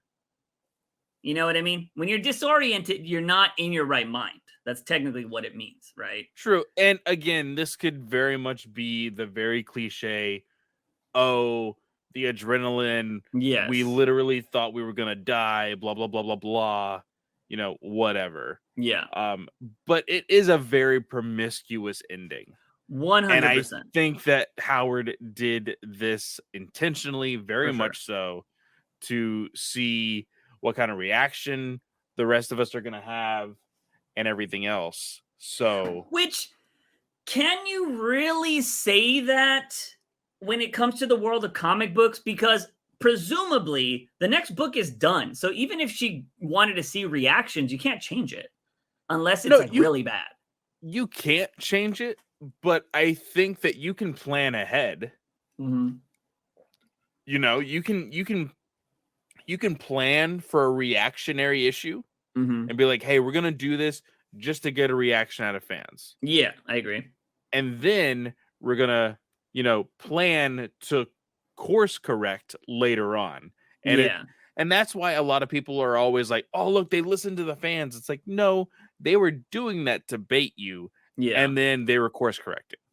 So here's the thing that I do need to talk about with this particular thing that I think Howard is fucking up if she doesn't, if she goes all the way through with this, right? Like if the next issue doesn't start with them on the beach and she's like, no. Like if it starts with them like in bed or them in their new place or whatever and they're not on the beach in the next issue, I am going to assume that they hook up on that beach. Oh, 100%. It's just how it's going to be. So Howard really needs to plan what happens next. What you want to know what I think Howard's gonna fucking do in the next issue? She's gonna open up with Batcat shit. That's how fucked up she's gonna be. She's gonna open up with Batcat shit, and then maybe it goes to the beach. Because technically that wouldn't be bad writing, because it could be Bruce saving her or her and Bruce kissing, and then while she's kissing Balmont, she realizes, like, I can't do this. Yeah. And that could be a way that's good writing. I would not be fucking surprised if she opens up with Batcat shit. And I know I'm just gonna be like, you fucking bitch. I just know it. But if she has a chance to save this, right? Because I can't sit here and be like, fucking, I can't believe Selena did this. Because I didn't fucking get super mad with Bruce. You know what I mean? But I was pissed. I thought that was stupid that Williamson did it. But I was like, they're probably gonna just bait us and he's gonna be like, I can't do this, And he still did it though. But I mean, they went all crazy. Not only did they do the kiss in the book, but the very next cover for Detective ended up being like Talia and Batman kiss on the cover. Yeah. So like, Yeah. they really kind of leaned into it. And so now here's the thing. The synopsis of this particular issue had the word Batman in it, if I'm not mistaken. It was like, what happens when your new love interest meets your old love interest or whatever. And it's like, what happens, like Batman shows up or some shit. It wasn't in this book at all. At all. Yeah. No, I don't even think it was mentioned in this book unless I just missed it. And I just think it's super bait there. I think it's kind of stupid. I have been curious on if maybe Teenie Howard, like I went back and looked at some of the synopsises and I was just like, is she like an issue off on these? And I was just like trying to think. See that. You know what I mean? Like she just sent them in wrong. And I'm like, oh, we're like ahead on the synopsis, but we're not like the other way around. So the next one, because if I'm not mistaken, the next one doesn't seem like it has anything to do with Valmont. And I think it's like Catwoman, I think she's in like handcuffs or something because she goes back to Alleytown and like there's trouble in Alleytown. And then 50 has Valmont coming back. And I'm just like, what's fucking happening? Like, I don't understand. But here's the thing when it comes to this. Again, I'm not going to freak out until 49. I'll have a cryptic message if I read 49. I'm just like, ugh. But the one thing I will say is I think Howard, even if she's going to go through with like Valmont and Selena hooking up, I think she's made Selena look really bad if she does choose to have Valmont be her love interest. Because the one thing she's been doing this whole time is making Selena seem like someone that has their emotions in check. And I think she makes her look really bad if she gives into these emotions and she's like, oh, fuck it. Because she had that one issue with Harley Quinn where she was like, Harley Quinn smells so good, blah, blah. Like, we know we care for each other. But although both of us are bad and we have feelings for each other, that both of us don't want to be that bad. Like, we can't be that evil, right? And there's been all these little hints of why she loves Batman. Her heart goes somewhere else and blah, blah, blah, blah. And I feel like it's just going to be a bad characterization of Catwoman if she goes through with this. And also, Valmont sucks dick. So nobody cares about this. You know what I mean? At least like in the previous books where Selena's hooked up with other people besides the random baby daddy character that fucking Pfeiffer made up, the love interests seemed genuine and real. Like they seemed good for them. Like she hooked up with Slam Brady Jr. or whatever at one point during the Brubaker run. And it's because they were trying to take down like criminal empires together and shit, you know? So like that, a lot of that made sense. And then even like Batman came into the fold and like there was like this weird tension between Brady and fucking Batman at one point. Like that was good stuff. Nobody fucking cares about Valmont. Like I guarantee you, if I ever get to write Batman, this character is dying so fast. And he'll never have met Catwoman in my life. Like, you'll just see the very first page, some random dude just shoots Valmont. Yeah, no, because like I will tell you right now, if I get to write it, the dialogue is going to be something like some other villain's going to be somewhere, and Valmont's going to be like, "I'm so and so," and they're going to be like, "Who the fuck are you?" And he's like, "I'm Valmont, you know, the criminal. Like, I'm on my way to Gotham," and they're just going to fucking kill him. That's how I'm going to kill this guy. Because fuck him. I don't like this character. He's a knockoff Ghostmaker, and I already hate Ghostmaker. Like, you know what I mean? And I just like, it's just a bad character. And they haven't made this character seem interesting at all, in my opinion. But so yeah, that's Catwoman. For those of you that are Batcat lovers, probably hated this issue. I kind of saw this coming, although I was kind of like, I was preparing myself for it is what I should say. I was hoping that it wasn't going to happen, but I was like, it's going to happen at some point. So 49 will be the issue to see if I care at all anymore after this. Because, like, I think the teetering has kept me interested. But if it is going to be, like, a full-blown, like, relationship now, I don't care about the book anymore after that. Because I'm like, you already broke the thing, and I don't care. You know what I mean? Yeah. It's like, who fucking cares? And because Howard has been good with that, but the overall story hasn't been great, in my opinion. You know? I haven't really cared about everything that's going on in it. It's just mainly the relationship that keeps me there. Once it becomes a thing, it's like, okay, I'm done. But I don't think this ending was crazier than fucking Nightwing. Because Nightwing, I don't even think we need to really talk about what happens in Nightwing besides Dick Grayson and Barbara banging, like straight up. Like straight up in front of freaking, is it Marcone? Maroney, maybe? Maroney. That I Yeah. think you're right. I think it's Maroney. Yeah. Like straight up. They didn't even try to make this subtle. Barbara was like straight up like, oh, you hit him with the tranquilizer dart, right? Like he's gonna be out. And he's like, yeah. And then clothes fly off. And I'm just like, damn. And then fucking Maroney's all like, hey man, these walls aren't that thin. And he's all like, fuck it. And Nightwing's like, what are you talking about? He's like, yeah. The tranquilizer did not last that long. So apparently Barbara and fucking Nightwing just banged all night while they're in this hideout. So congrats to them. Also, by the way, they posted, I think it was Raphael that posted it in, or I don't know if it was you. Somebody posted it in Discord.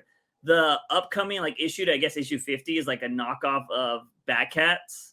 No, it's issue 100. I posted it. Yeah. Oh, okay. So yeah, the next issue, it's already at 100. What is this? 97, 98? Yeah, this is 97. Yeah, so 100 has like a Batcat vibe to it, which I think was really cool. But yeah, so they're in this hideout, and then what ends up happening at the very end, there's a taxi outside. And Barbara's like, why is there, there's a taxi here? And he's like, what the hell? And he's like, let me go check. And then you hear this voice say like, yo, Dick Grayson. Or what does he say? Do you have the page pulled up? Yeah, so just a little context. The reason why they have Maroney in there is because he is now needed to be protected by Nightwing. Yeah. With all the shit that went down with Blockbuster and everything else. So they keep him in this container. I saw a lot of freaking articles saying that like this proved that I think it was this issue. No, it was last issue. Never mind. But anyway, they have him in hiding, like we said. The taxi comes up, and the person inside the taxi says, "Hey, Nightwing."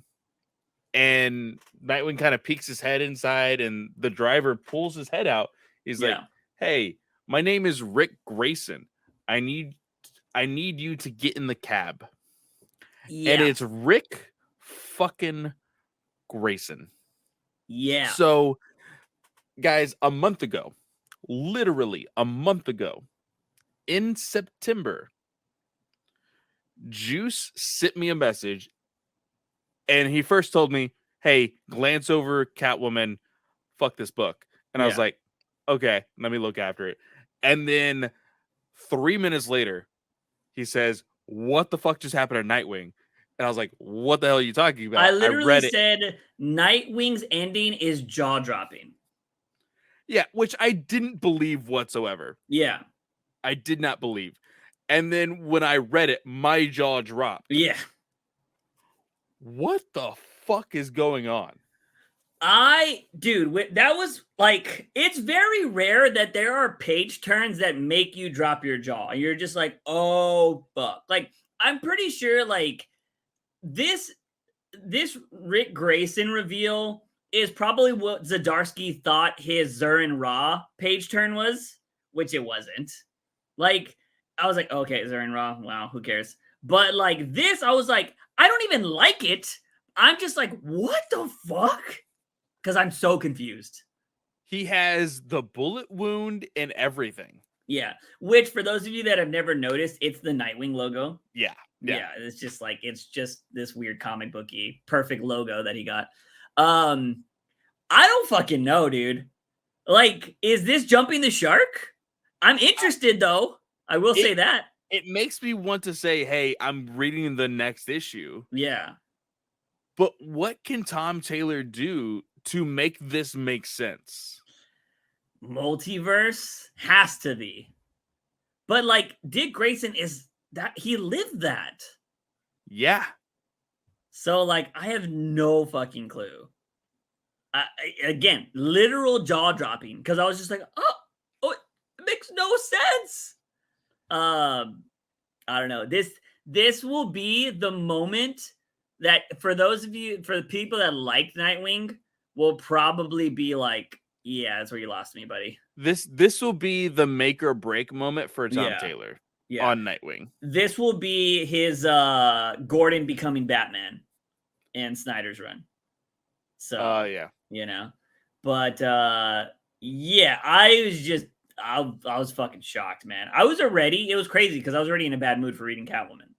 And then like to see that, I had just forgot about Catwoman. I was like, how? What the fuck?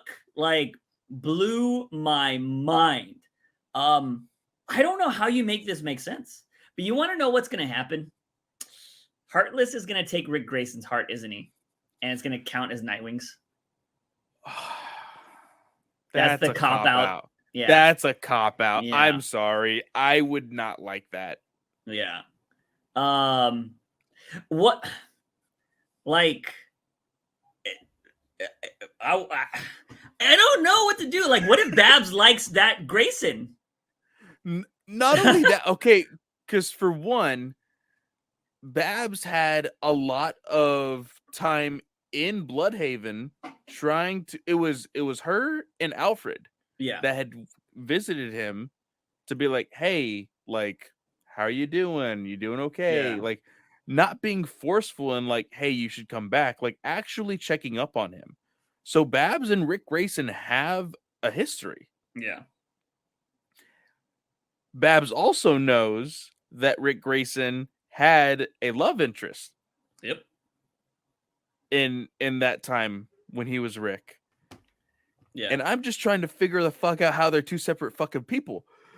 But like, I genuinely don't know how they're gonna pull this off. I would say multiverse is kind of a cop out just for the fact that, like, yes, the Dark Crisis on Infinite Earths is happening, but like, we haven't seen really in the main issues of that story other heroes from different Earths jumping into the Prime Earth. So this would be the first one. And that doesn't make sense. It would just be like, oh, because there's a multiverse story going on, we decided to do a multiverse story. Like, it still would be a cop out. Yeah. Yeah, dude. I don't know what Tom Taylor's doing here. I've been liking this Nightwing run. He's given me Babs and Dick, which is, you know, one of my favorite things. Like, they are my second favorite couple outside of Batman and Selina. But I do like Arrow and Canary, close second. But I don't know, man. Like, all I can say is if you're a writer and you can make me interested in reading your next issue, you're doing a good job. Like, I don't have to like what you're doing, but if you can get me to want to read that next issue, I think you're doing a good job. So I know a lot of people probably hate Teenie Howard right now, but a lot of people are going to wait for Catwoman 49 because they need to know if those two characters fuck. But I will say 49 will be the jumping off point for a lot of people, depending on what happens. You know what I mean? Yeah. And this might be the jumping off point. I should say 40 or 98 for Nightwing might be the jumping off point, right? So we'll see, which would be pretty crazy right before the 100th issue. So, yeah, I don't know. It was wild. Like, this whole, like, week of comics is just fucking crazy. And yeah, I'm just like, whatever. But let's move on to World's Finest. Now, I skimmed this one. I don't remember reading it, but I know it's essentially Superman. It's the dynamic duo with Superman and his sidekick now, or whatever, right? Essentially what happens. Yeah, so they are trying to give him an official name, because remember, we left off with the Teen Titans. Yeah. And they are like, well, what should we call him? Or they're even trying to name his powers, and they're like, oh, it's like hot flashes. And they're like, wait, we're not really gonna call them hot flashes, are we? And they're like, oh, well, what should his name be? Oh, Boy Thunder. And Robin's like, no, that's partial, like, infringement. He's like, oh yeah, Boy Wonder. No, we've all voted. It's Boy Thunder. And the guy's like, wait, don't I give it a vote? And freaking Roy Harper is like, nope, no, you don't. Nope. Yeah. I've already said it. It's set in stone. That's what your name's gonna be. And I think it is oh shoot, what's her name? Uh Wonder Girl. Yeah. She is kind of like, hey, I know this guy is cool and all, but like he's gone through a lot of shit. So Yeah. like we just need to be careful. You know, we don't want to traumatize him and whatnot. And he's like, all right, cool. So he does train with Clark, with Superman, helping some people. Partially works with Supergirl as well, but we learn that Batman and Robin later on in the book are locked inside of the Batcave due to this apparently old-time supervillain Yeah. named the Key. Yeah, because this was the ending of the last book, right? Yeah, Keymaster or some shit like that. yeah. Yeah. He has locked everybody inside of whatever they were in. So people are locked inside of elevators, locked inside of hospitals and hospital rooms. Police officers are locked inside of their own vehicles. And so Superman and this new kid, I can't even remember what his name is. No, I don't Uh, fucking care. they are helping everybody in Gotham, and even Supergirl is helping them. Yeah. Blue Beetle And shows up too, doesn't he? who? Blue Beetle? I don't know if I saw Blue Beetle. Yeah, he shows up in at one point. Huh. So yeah, he's like on one page. It's like Blue Beetle to Batman. Counter serum developed or deployed or whatever. Oh, okay. I guess I missed that entirely. But what ends up happening is they're telling this new kid, hey, you know, Superman's got a lot of this. You need to go do this. And he's like, okay. So he flies all the way to this coal mine where these workers are, these miners are stuck underground.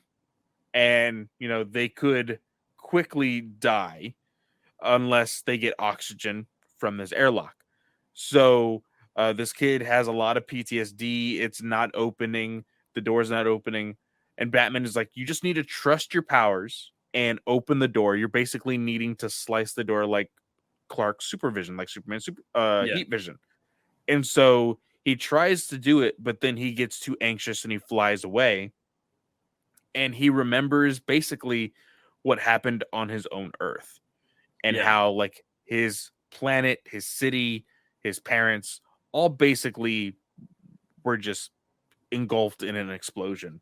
Yeah. And so he's like, these people, they are relying on me. I need to be a hero. And he flies off. And then Superman tries to like, hey, I'm going to pick up the slack if this kid's not doing anything correctly. And ends up, boom, the kid was able to do it. So, you know, that's cool and all. Oh, that's right. Blue Beetle does show up. I was thinking Jaime Reyes, but it's actually Ted Kord. Yeah. So Ted Kord is able to help everybody in Gotham as well. And they, Superman and Batman are able to find the location of the key, but he has entered some weird portal dimension thingy. Yeah. And they just missed him. There is a small side conversation between Batman and Robin later on that night, talking about how, like, hey, has Robin forgiven Supergirl for losing him in time and all of that? He still says no. But then a really cool conversation happens between this new kid, again, don't remember his name, and Kara.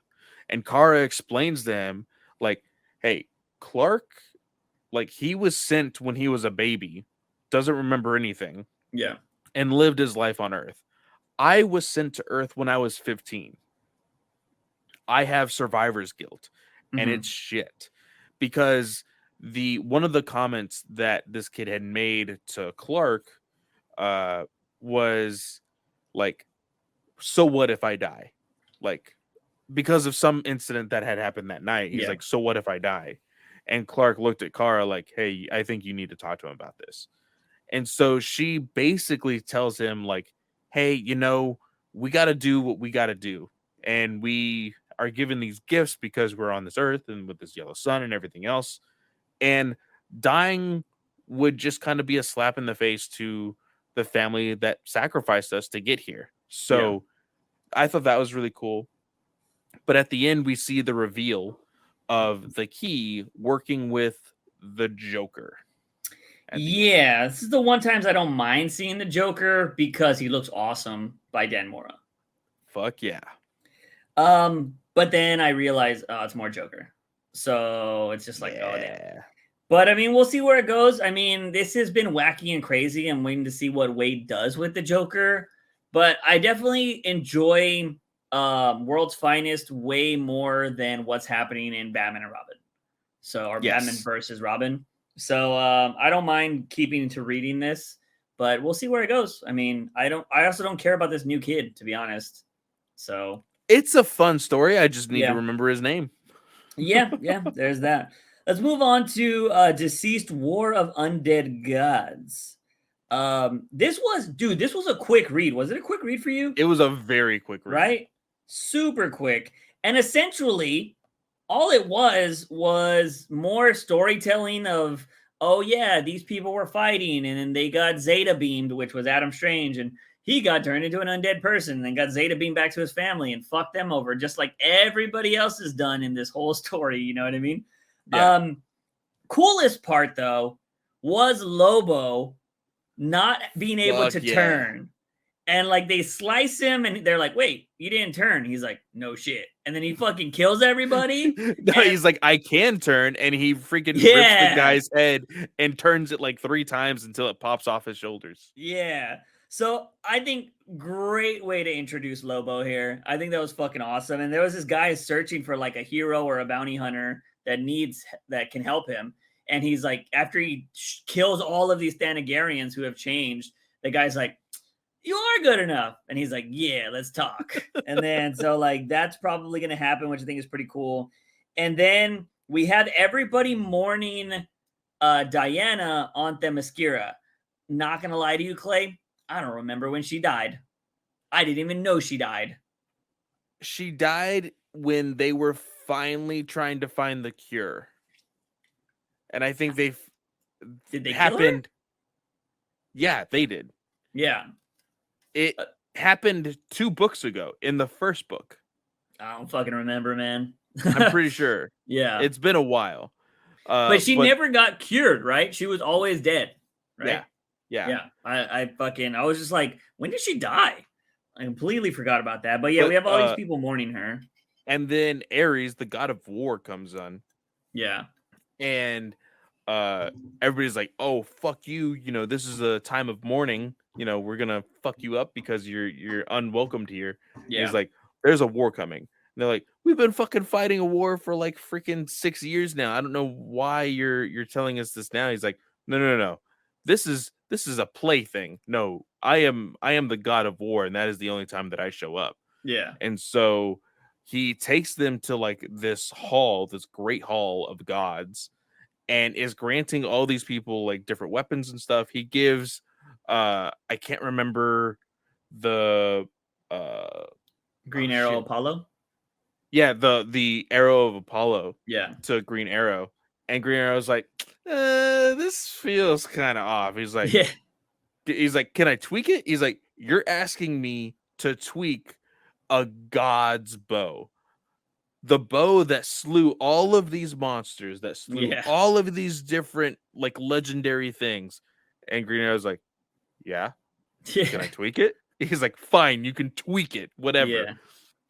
Yeah. But really the main thing is Ares is telling them about what is to come. And when he's saying this, there is a broadcast from the Guardians, from the Green Lantern Corps on Oa, and he is saying, hey, like, some big shit is coming our way. We need to have a giant meeting. Everybody is mandatory meeting. Come to Oa right now. Blah, blah, blah, blah, blah. And Ares has a name for this individual that's coming that is going to be the start of this war, and it is called Erebos. I have no idea what this is. I see a bunch of undead people. Yeah. And I feel like this is kind of getting away from the whole dark side thing. Well, it's really weird because it's like a throwaway line, but Ares was like, yeah, Darkseid was a fucking idiot. Like, Yeah. and just kind of throws it away. Yeah. Could this be, because this is still Tom Taylor, right? Yeah. Is this him just being like, I don't really know where to go, so let me just fucking throw this away? It's the Nightwing's sister right now. Yeah. And Tom Taylor's really bad at that. He makes all these storylines, and granted, he's been doing a really good job in the Game of Thrones book. Dark Knights of Steel. Yeah. But like also like the last thing we saw of Darkseid is that he was a undead Yellow Lantern. Yeah. I guess the Green Lanterns are involved, so. Yeah, so I think that we will probably get it like weaved back together when we see the lanterns again. But I generally like to see a conflict resolved when we meet that conflict. Not be like, oh, that's a conflict over there, that's a conflict over there, that's a conflict over there. And we're gonna go to this completely random one that we didn't know about until 2 seconds, 2 seconds ago or whatever. Yeah, I feel you. But I also, to counter that, I don't like when it's done too fast, a la how the Flash TV show created a problem and fixed it the same day. That's true. So I don't mind veering away sometimes, but you got to remember like your main talking points, right? Yeah. Fucking Nightwing's sister. I don't know how we have not learned more about that. I don't know how Nightwing is just cool with her. Like, it blows my mind. Yeah. Anyway, so there's that. Let's move on to Penguin One Bad Day. I don't know what you thought of this. Worst out of the 3 so far? I don't think it's bad, but I think it's definitely at the bottom. It's definitely at the bottom. And the thing with this one, again, I will say this is the only One Bad Day book so far that does not prove that this villain knows the true identity of Batman. I was purposely looking for it, and it does not mention that Penguin knows that Bruce Wayne is Batman. But it didn't, and I think this may have been a little bit of a hiccup on Ridley's part. Mm-hmm. He focused it's really weird because it's One Bad Day Penguin. Yeah.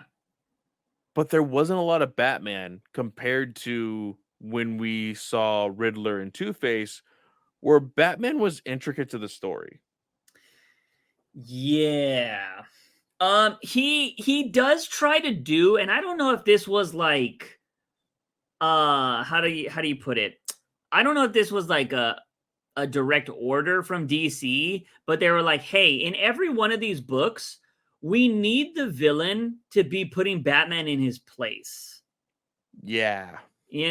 Because there's an interaction here where Penguin gets all like, man, I could fucking do this, and that, Batman, and I was owning this city, and you think you were in control, but I was in control. And I'm just like, is this the thing? Like, is this the command? Like, hey, we're going to let you guys write whatever you want, but Batman needs to be put in his place, which I don't mind, because I want to see how Catwoman's going to put him in his place, if you know what I'm talking about, when her bad day comes around. But her you know what? Her bad day is going to be Valmont showing up.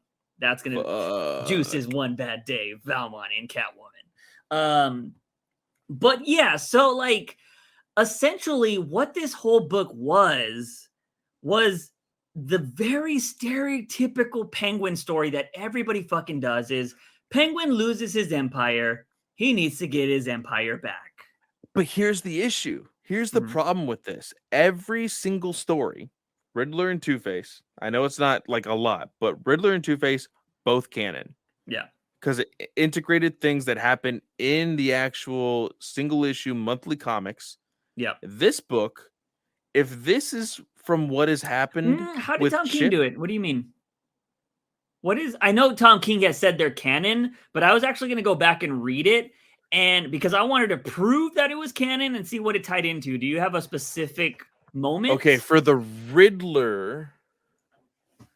Oh, shoot. Two-Face makes sense because it had Batgirls in it. So that's canon, for sure. But Riddler was like, I wanted to go back and look because Tom King said it's canon. So if there's like a Batcat reference, I can be like, oh, Batcat's fucking canon. Fuck you guys. You know what I mean? But I haven't went back and looked. Now that you're saying it, I was just kind of going on the word of Tom King on that book. Yeah. So just wanted to clarify that. But go on with your Penguin thing, though. But if this is treated as canon, who the fuck is the Umbrella Man? Yeah, clearly new character. I've Brand never new heard of this character before. Because Penguin is supposed to be dead, quote unquote. And from the small backup story that we had read, Penguin was not ready to come back because he wanted all the shit to go down with his children first. Yeah. And then make his move. Yeah, I agree. So that's the headspace that I was in the middle of this. And my God, Ridley just wanted to put as many sentences in every fucking dialogue bubble in this comic. And this book is like 70 pages. It took forever to read. I did at one point. I was like, should I stop reading this and pick it up tomorrow? Which that didn't happen when I read the first two. Granted, Two-Face didn't have me engaged the whole time, but it was still interesting enough. I read both of them pretty quickly whenever I just went ahead and read them. This took me a while. I started to skim some pages and then I went back and read important dialogue or whatever. Yeah. But this was not interesting. And I think the reason why this wasn't interesting was because Ridley introduced too many new people. Yes. And it didn't really feel like it was about Penguin. Like the first two, Tom King fucking knocked it out of the park. He went back to Riddler's original origin because I saw an interview with him from New York Comic-Con and he was talking about it and he was saying Riddler's origin kind of fucking sucked. He was like, it wasn't really much. It wasn't that believable. So he wanted to emphasize more onto the origin to make it make sense, And so that's why we got what he got. And I was like, okay, that makes sense. With Two-Face, it was him having to deal with that dual personality. You know what I mean? That has to deal with Two-Face. But to make Penguin all he is just Empire. That's all he is. And then have a majority of the book have him go and have to rehash relationships that he had before that he didn't treat them right and try to get new people on his team. I thought was it was okay.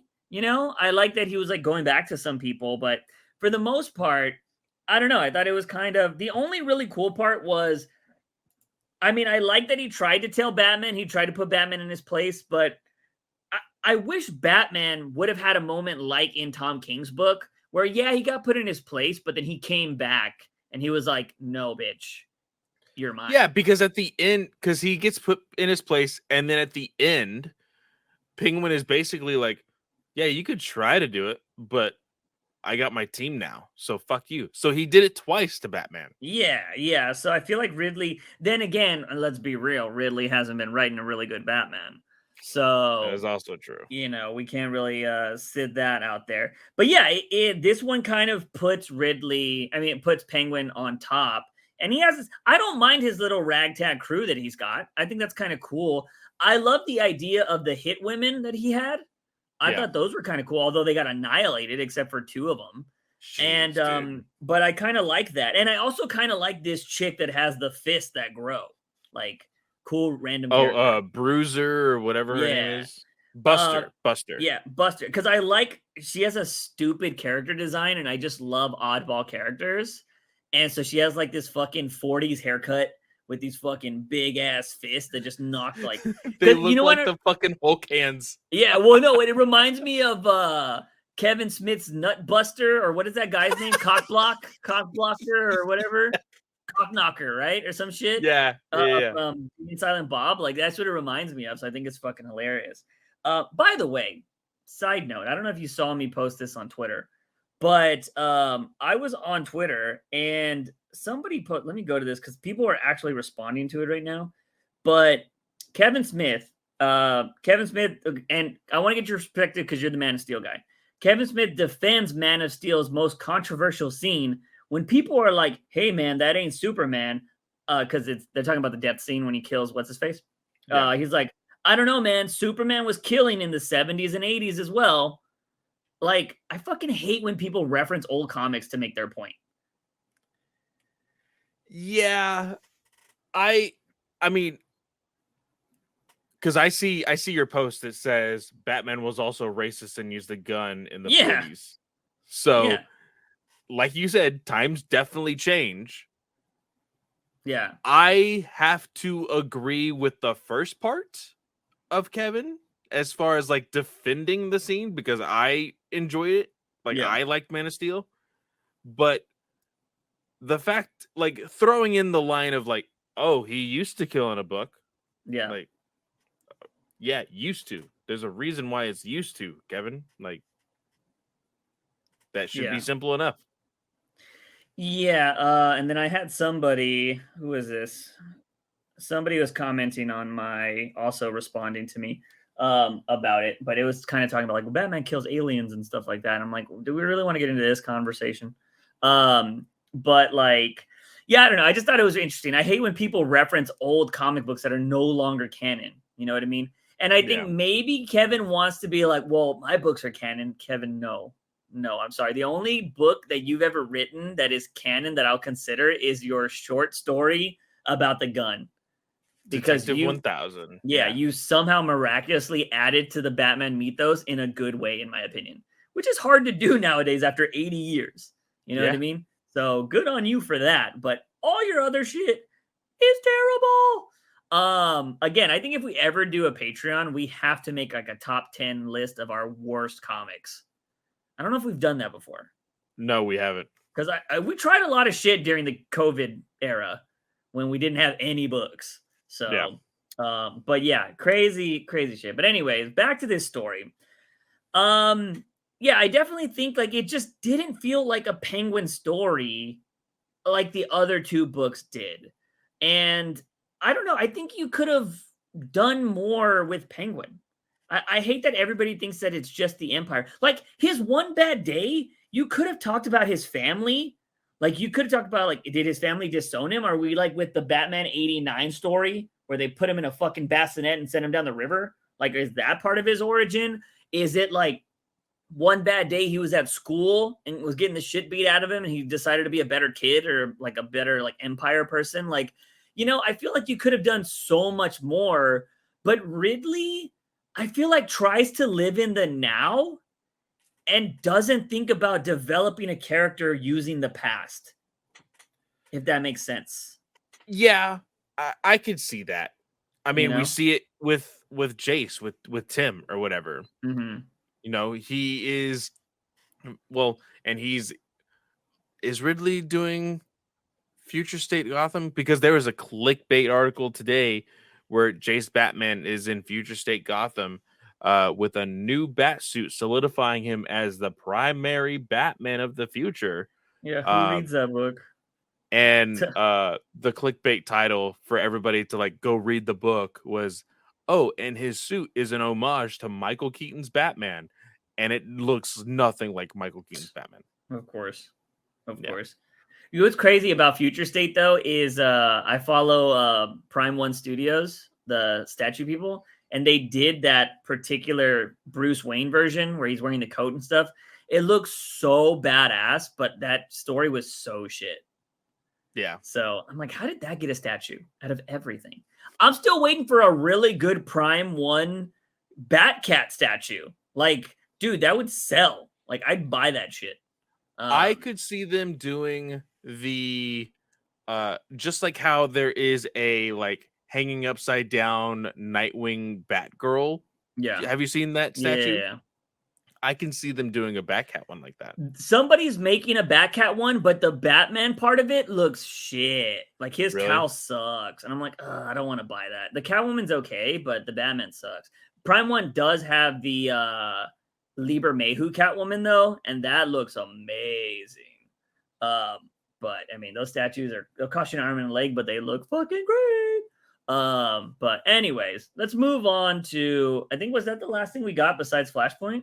Yes, Flashpoint is the last book we're going to talk about tonight. Okay, so let's move on to Flashpoint. And all right, so I posted this in the Discord and I was all like, Jeff Johns still the GOAT after I read this. Now, Clay, you said that you need to ask me something about this. So do you want to cover this or what's going on here? Yeah, so let me run down everything that happens in this book. Okay. And I need to then, of course, ask you a question about the ending of the series. Okay. Because, of course, this is the last issue of the Flashpoint Batman miniseries. What really ends up happening, and I did not see this freaking variant cover until I just scrolled from Dan Mora with Flash and Reverse Flash and all them. That looks fucking awesome. But we get two stories here. We get the story of what's happening on Prime Earth with the Time Masters and Batman, and then everything that's going on inside the Snow Globe, as we have now learned, which is the Flashpoint timeline. So the really big thing is that, like, of course, Martha Joker is like, hey, we can fix everything. Like, we can go die together and our son will live. Like, we could set our timeline right, which I was kind of like, I was not expecting that to be her choice of things to do with this time sphere. Yeah. And fucking Two-Face, the new Two-Face of this Flashpoint series, she's basically just like, none of this is fucking right. You're like, my dead husband should be the one that's scarred up like this. I should be normal and I should have my son. And the son is like, well, actually, what happens to me? And Thomas is like, you don't exist. Yeah. If we fix this time, if we quote unquote fix this timeline, you don't exist. Yeah. Your parents never have children. Yeah. And so it's like this own little mission that Thomas then has at like a flick of the wrist to be like, I need to help this kid now because, you know, he's about to be erased as well as everybody here. And so I can't remember who does it. I think it's Two-Face. She blows up the wall. I'm not entirely sure what this was about, but she randomly has this detonator, blows up the wall. It destroys the time sphere. And Joker's like, well, shit, there goes our plans. And she grabs the gun from Two-Face, and Two-Face is like, what are you doing? And she says, being a fool, and freaking blows her brains out, dude. The sequence of those three panels is so badass. Like, it's like a movie where it's like, it's Bad Boys when he has to get the guy has to do his boarding pass. He's like, you forgot your boarding pass. Like, it's so fucking good. It is. And then the splash page of like, and the blam covering up the blood splatter, really, really good here.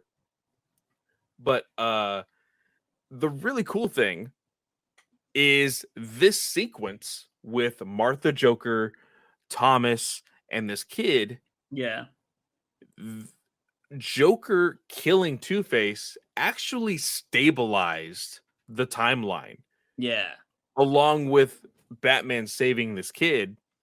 And this proved to the Time Masters that in some weird way, this timeline can coexist on this Prime Earth. Yeah. Because that was a big thing. It's like, hey, we need to set everything back. Your parents, like, they should never be alive again. Like, you're trying to save your dad, but he's dead, and all of this stuff, saying all of this shit stuff to Bruce. And Bruce is like, no, I'm going to prove you wrong. And thus he did. Yeah. And so he gives him the globe and he says, how did you know this was going to work? And he says, it was in my letter. And that is a flashback all the way in a reference to the end of Flashpoint. Loved it. So you get to read the letter that Thomas sent Bruce. Yeah. And he's basically saying, like, all of this stuff, like, you know, I understand where we're at. Like, I may never be able to see you. You may never be able to see me, but we're in the right place at the right time and all of this stuff. And while this is going on, while you're reading this letter, you see Thomas Batman and this kid now becoming Robin. Yeah. He gives him a mask for his safety, quote unquote. And we see Martha Joker in a glass cell in the Batcave. Yeah. And Oswald is basically like there to like help her out. Yeah. Which is kind of cool. It's like her own asylum, but she can talk to them. Exactly. And basically, this is the most Batman shit I have ever seen. Because if you remember, in Metal, Batman had Joker locked up in the cave and nobody knew. So yeah. The one thing I love about this too that is kind of like subtly hinted at, because we know that the Kryptonians were coming to Earth, right? With the stabilization of this, it also essentially creates the Justice League of this timeline, yes, which I thought was fucking cool. I thought this was really cool as well, because it was referenced in the very beginning of the book. I forgot to mention it. Basically saying like how shit this timeline is. Yeah. And you see like all the stuff that had happened with freaking what's his name, the Psycho Pirate, and what happened to Zoom, Professor Zoom, everything that happened with the Amazons, everything that's going to happen with the Kryptonians coming down to Earth, and all of that. And at the end, we hear Martha say, "Oh, if you guys need any kryptonite, I know a guy that you guys don't know. Yeah. And we could get some really dope weapons." So they mentioned that. But at the end here was the important part that you were kind of confused at before when we mentioned because you were Helena talking Wayne. about Helena Wayne or whatever.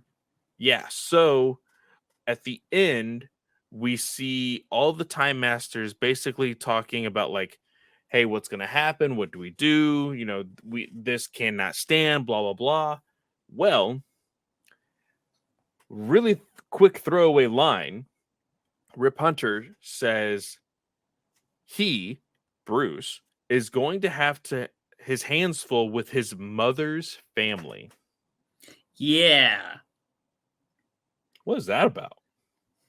Well, what family are we dealing with? Is it going to be Kane or is it going to be Arkham? Because that's been written two different ways. Like she's had each of those last names. Yeah. I know Kane makes a lot of sense because of his cousin, right? Like everybody thinks goes with Kane, but Arkham adds so much more drama to the family that I feel like Arkham has superseded Kane. You know what I mean? I think so too. I think it might be Arkham. And I don't know how they justify Kane. Like, how is that his cousin? You know, it could also be a cousin from like do they specify that it's his mom's side? I have to go back and look. But I mean, it could just be they change it up and they retcon it to where it's on the dad's side. Yeah. But no, then the dad would probably have Wayne's unless it's a sister that he had got married.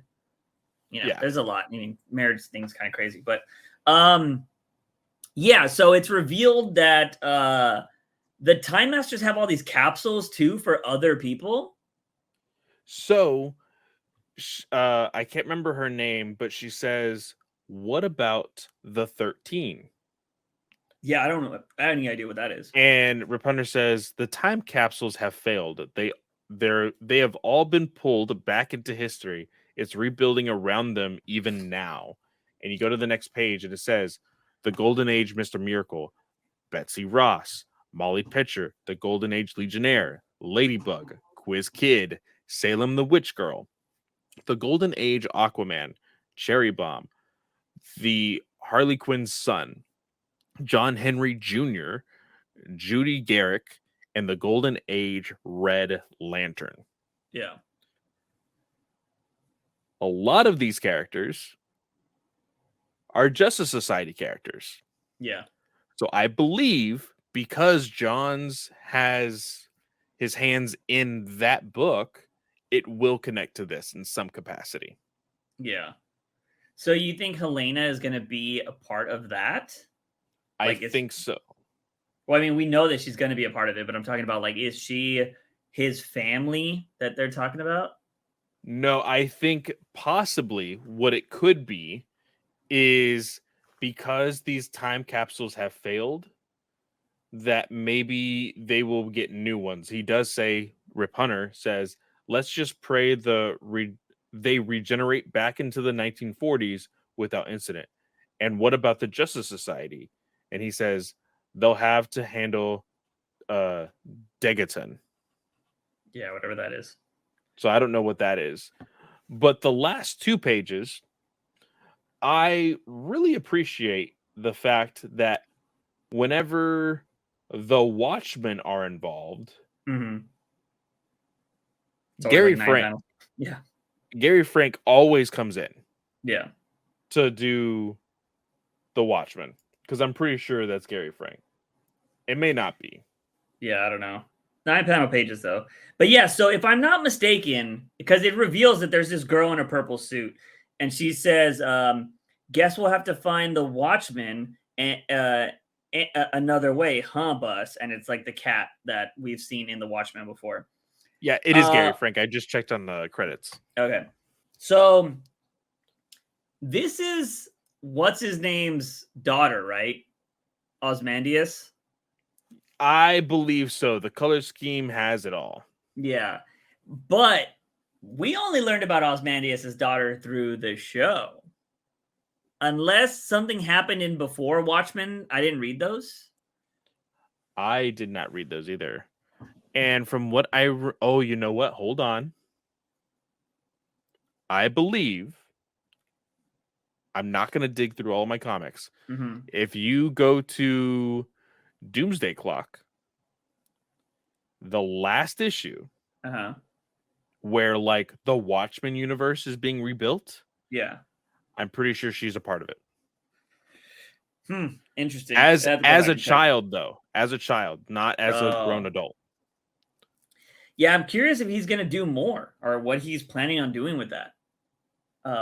I wonder if he has a plan to reset everything. Like, I wonder if he's currently reading everything Williamson and everybody's doing, and then he's just like, "This is shit." And he's just like, "I got my backup story, and ever they need it, you know." So I don't know. It'll be interesting to see what happens there. But what were you trying to say? Like, what was? Okay, so my question is, with how the timelines were made, due to the fact that, let's be honest, I think that a different ending for Thomas Wayne would have been about if Tom King would have stayed on the book. So, with this ending being the way that it is, do you like this ending more, or would you prefer that we still had seen what had come of Tom King's run? Because here's the difference. If we would have gotten Tom King's run, this book never would have existed. Yes and no, I guess. I love this ending. This is fine with me. I think this is great. I wouldn't supersede a non-existent Tom King run over this, because I think this is really well done. And the thing is, as much as I love Tom King, I love really well-written stories. And one of the things I love the most is something that Tom King does is referencing shit that has happened before. Not to get a cheap pop like Zdarsky does, but in a way that adds to it. And I think that King has done that, and I think Jeff Johns is the king of doing that, a la minus those 3 pages on fucking Joker War, or Joker fucking 3 Jokers. But for the most part, I love adding to the history of the DC universe without having to super try to butcher it. You know what I mean? So I don't mind this. And adding, like, dude, the touch of giving us the full fucking letter was amazing. Just so good, because everybody's always wondering, like, oh, it made Bruce cry and blah, blah, blah. Like, why is it so important? You know what I mean? To make a whole story out of that just shows how good Jeff Johns as a writer is. because it's possible that maybe he always had this in his brain. I call bullshit. I think he just wrote it, and then he was like, how could I add to that? And then fucking made a whole story based off maybe just the fucking letter. Like, how could I do this? Because Tom King had already wrote shit. You know what I mean? And it's referenced in this book. Like, we know that from the first issue. Like, he references Tom King. So that means Tom King stuff is canon. But also, I didn't read Frontier. So, like, I don't know how he got out of the asylum and how his back is repaired. Because Bane broke his back when he had that, like, Dr. Jekyll mask on or whatever. You know what I mean? Or Hannibal Lecter mask. Yeah. So, I don't know where Tom King would have gone. Like, it would have probably been a redemption thing, or I don't know. I feel like if Tom King wanted, you could still have this be the end all be all ending for Thomas Wayne, but at the same time, you could still tell the story of what happened to him, like at Tom King's run, if you wanted to, because it all depends on like what happened in Frontier. I don't know what the fuck happened there. You know what I mean? Is there a time between? Like, obviously, his back gets cured at some point. So, because he got it broken. Yeah. So, I think you could still tell Tom King's story if you wanted to. But I wouldn't pick a fictional Tom King story that hasn't been made over this ending. So, yeah. Because this was great, in my opinion. And it ties to something else. Like, it leads to something else if Jeff Johns wants to do that, which I like. So, I thought this was fucking fantastic. What he does next, I'm curious to see what happens in JSA, since that has to deal with, there's no Batman in it, but it has Helena Wayne, so we'll cover that. Yeah, but for the most part, yeah, man. I mean, Jeff Johns just kills it, man. Like, I think he's the best writer that there is right now in DC Comics. So, like, overall, you know what I mean? I think he doesn't produce a lot, but when he does, like the really sad thing, as like a lot of the DC writers, a lot of the old ones, a lot of the classic ones, a lot of the, like, even from Rebirth, you don't see them anymore. Yeah. They're just like non-existent in comics right now. It's just, that's really sad. So to have Jeff Johns, at least, like, I'm enjoying the stuff that he's been putting out. Yeah. But that's it for comics. So let's go on to finally the Black Adam review, ladies and gentlemen. Again, if we're done with Batman stuff for the week, this is going to be our Black Adam review. It is going to be spoiler filled. So if you have not watched the movie, this is probably where you want to click off. But come back after you watch the movie and let us know what you think and hear our opinions on it. So starting off, Clay, what did you think of the movie? Oh, man. Okay. So I've already ranked it. Okay. I use the app Letterbox for my ranking. It is number 1, 2, 3, 4, 5, 6, 7, 8 out of 11.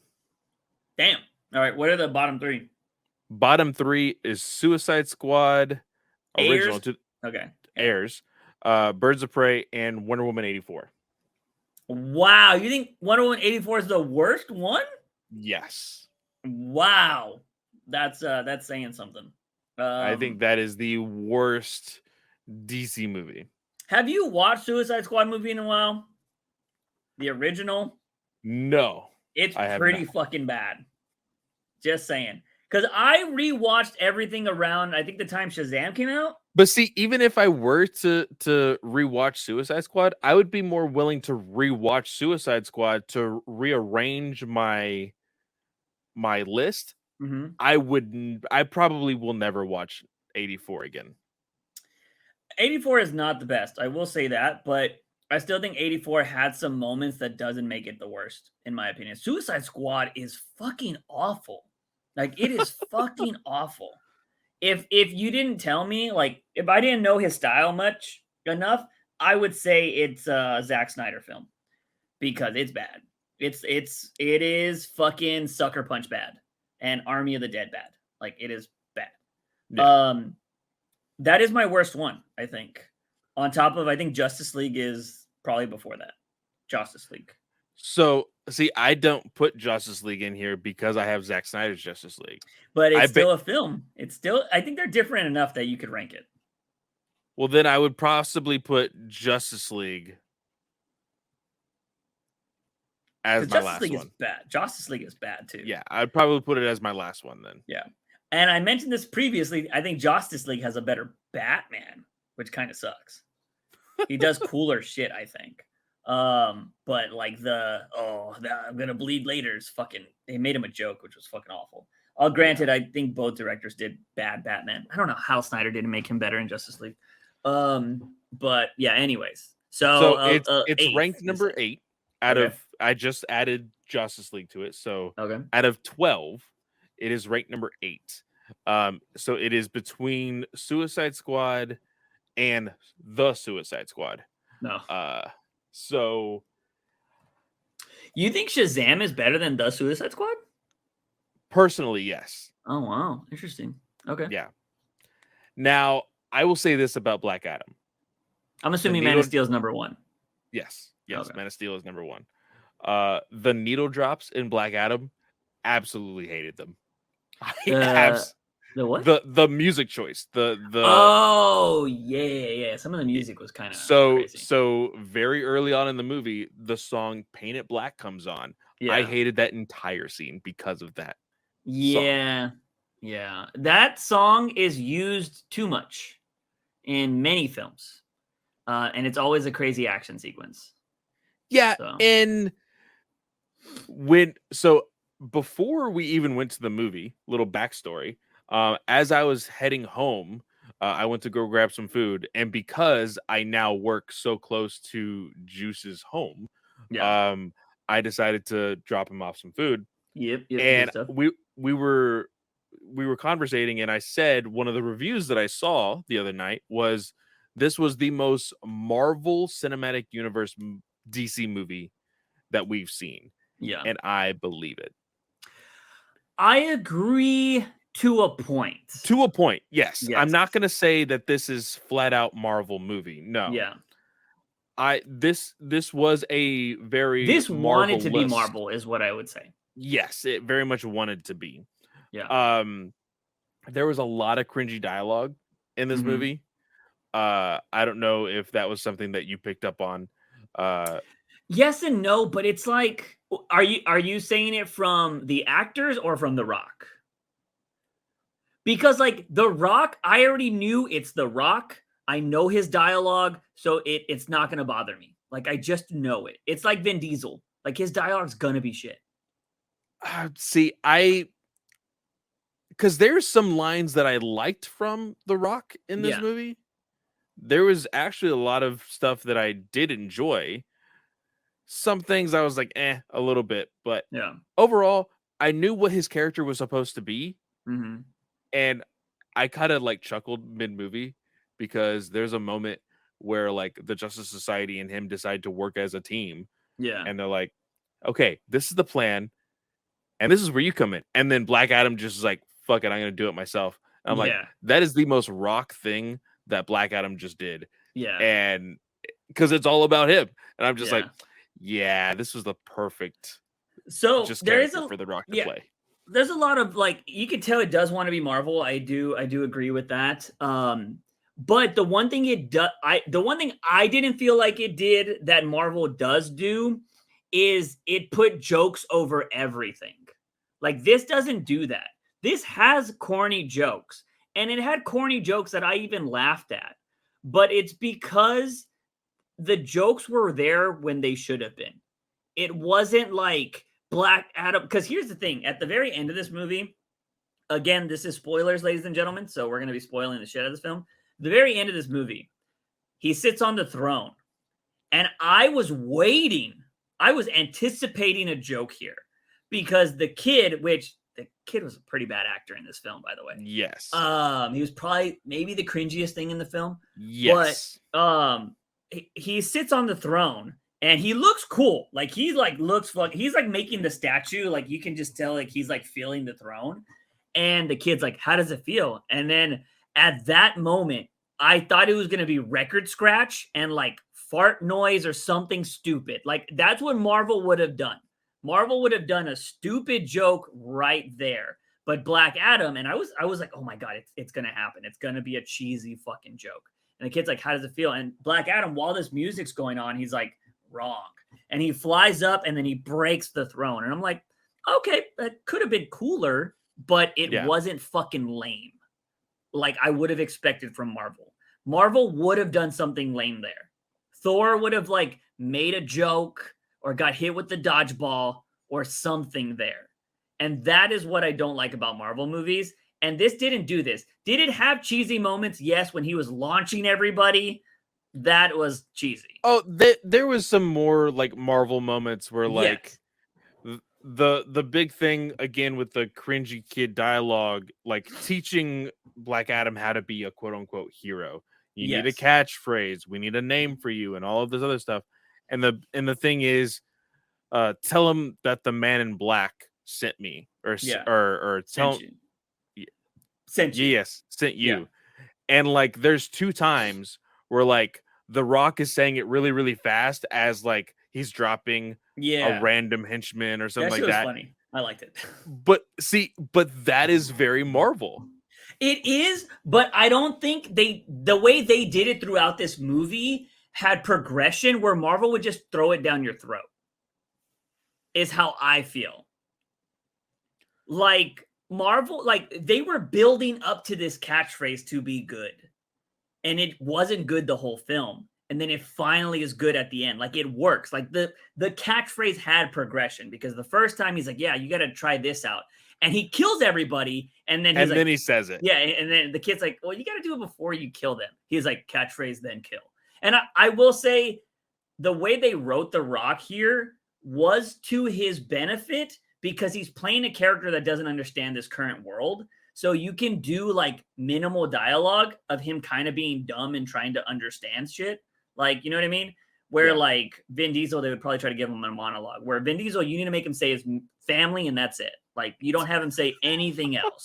That and I am Groot. Like that's all he should ever say. And so I think they played to the strengths here. But like you had The Rock, of course, being The Rock, being the badass, killing everybody. But then when he's like trying to save the kid, I think at one point, or he's killing all these people.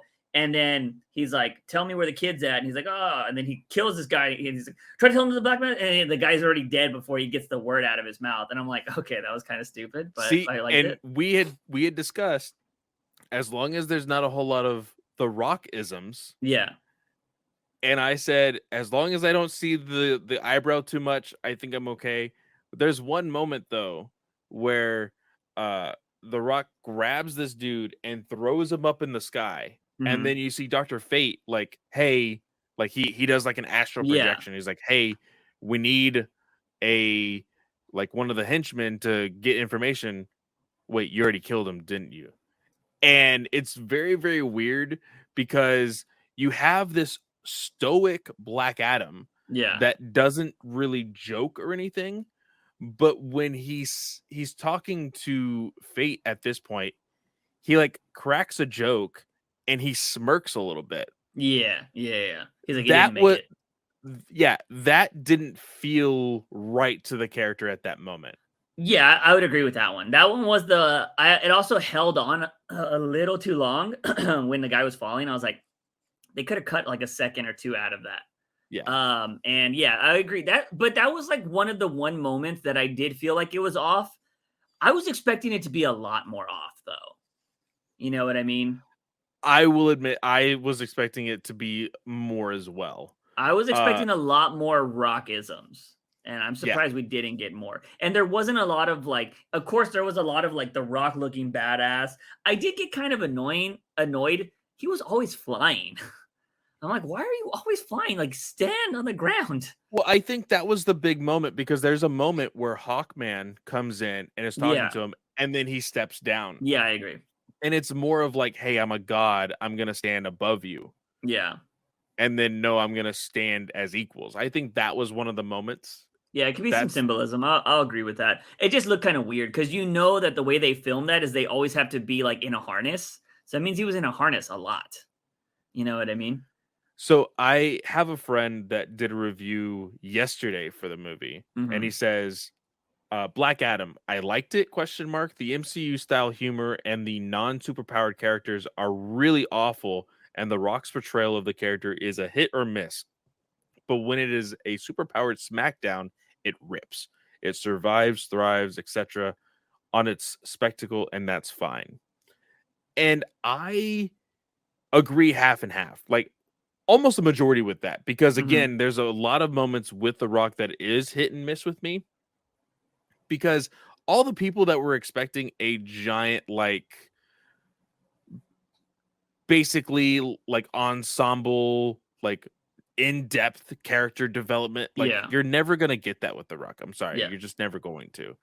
Now, with what is to come from this character, him now being the protector of Kahndaq, I do think that they need more character development. They need character progression on that part, because if not, that's going to be a little bit of a miss to me as far as like his future with the DCEU. But I unfortunately also I predicted the way this movie was going to go. I said it's going to be Black Adam versus the JSA, and then at the last second the main villain's going to come in, and then that's going to be it. And that's exactly what happened. I think everybody predicted that, though. Like, I think it wasn't obvious, especially when they showed us in the fucking trailer. Like, they showed the villain in the trailer, and I was like, oh, yeah, that's exactly what's going to happen. It's because The Rock doesn't want to be a bad guy. He's always the hero, but he was like, man, Black Adam has got to be somewhat of a hero, you know? I'm very curious if The Rock would have made a better Shazam. Because he could have been the goofy Rock if he wanted to. And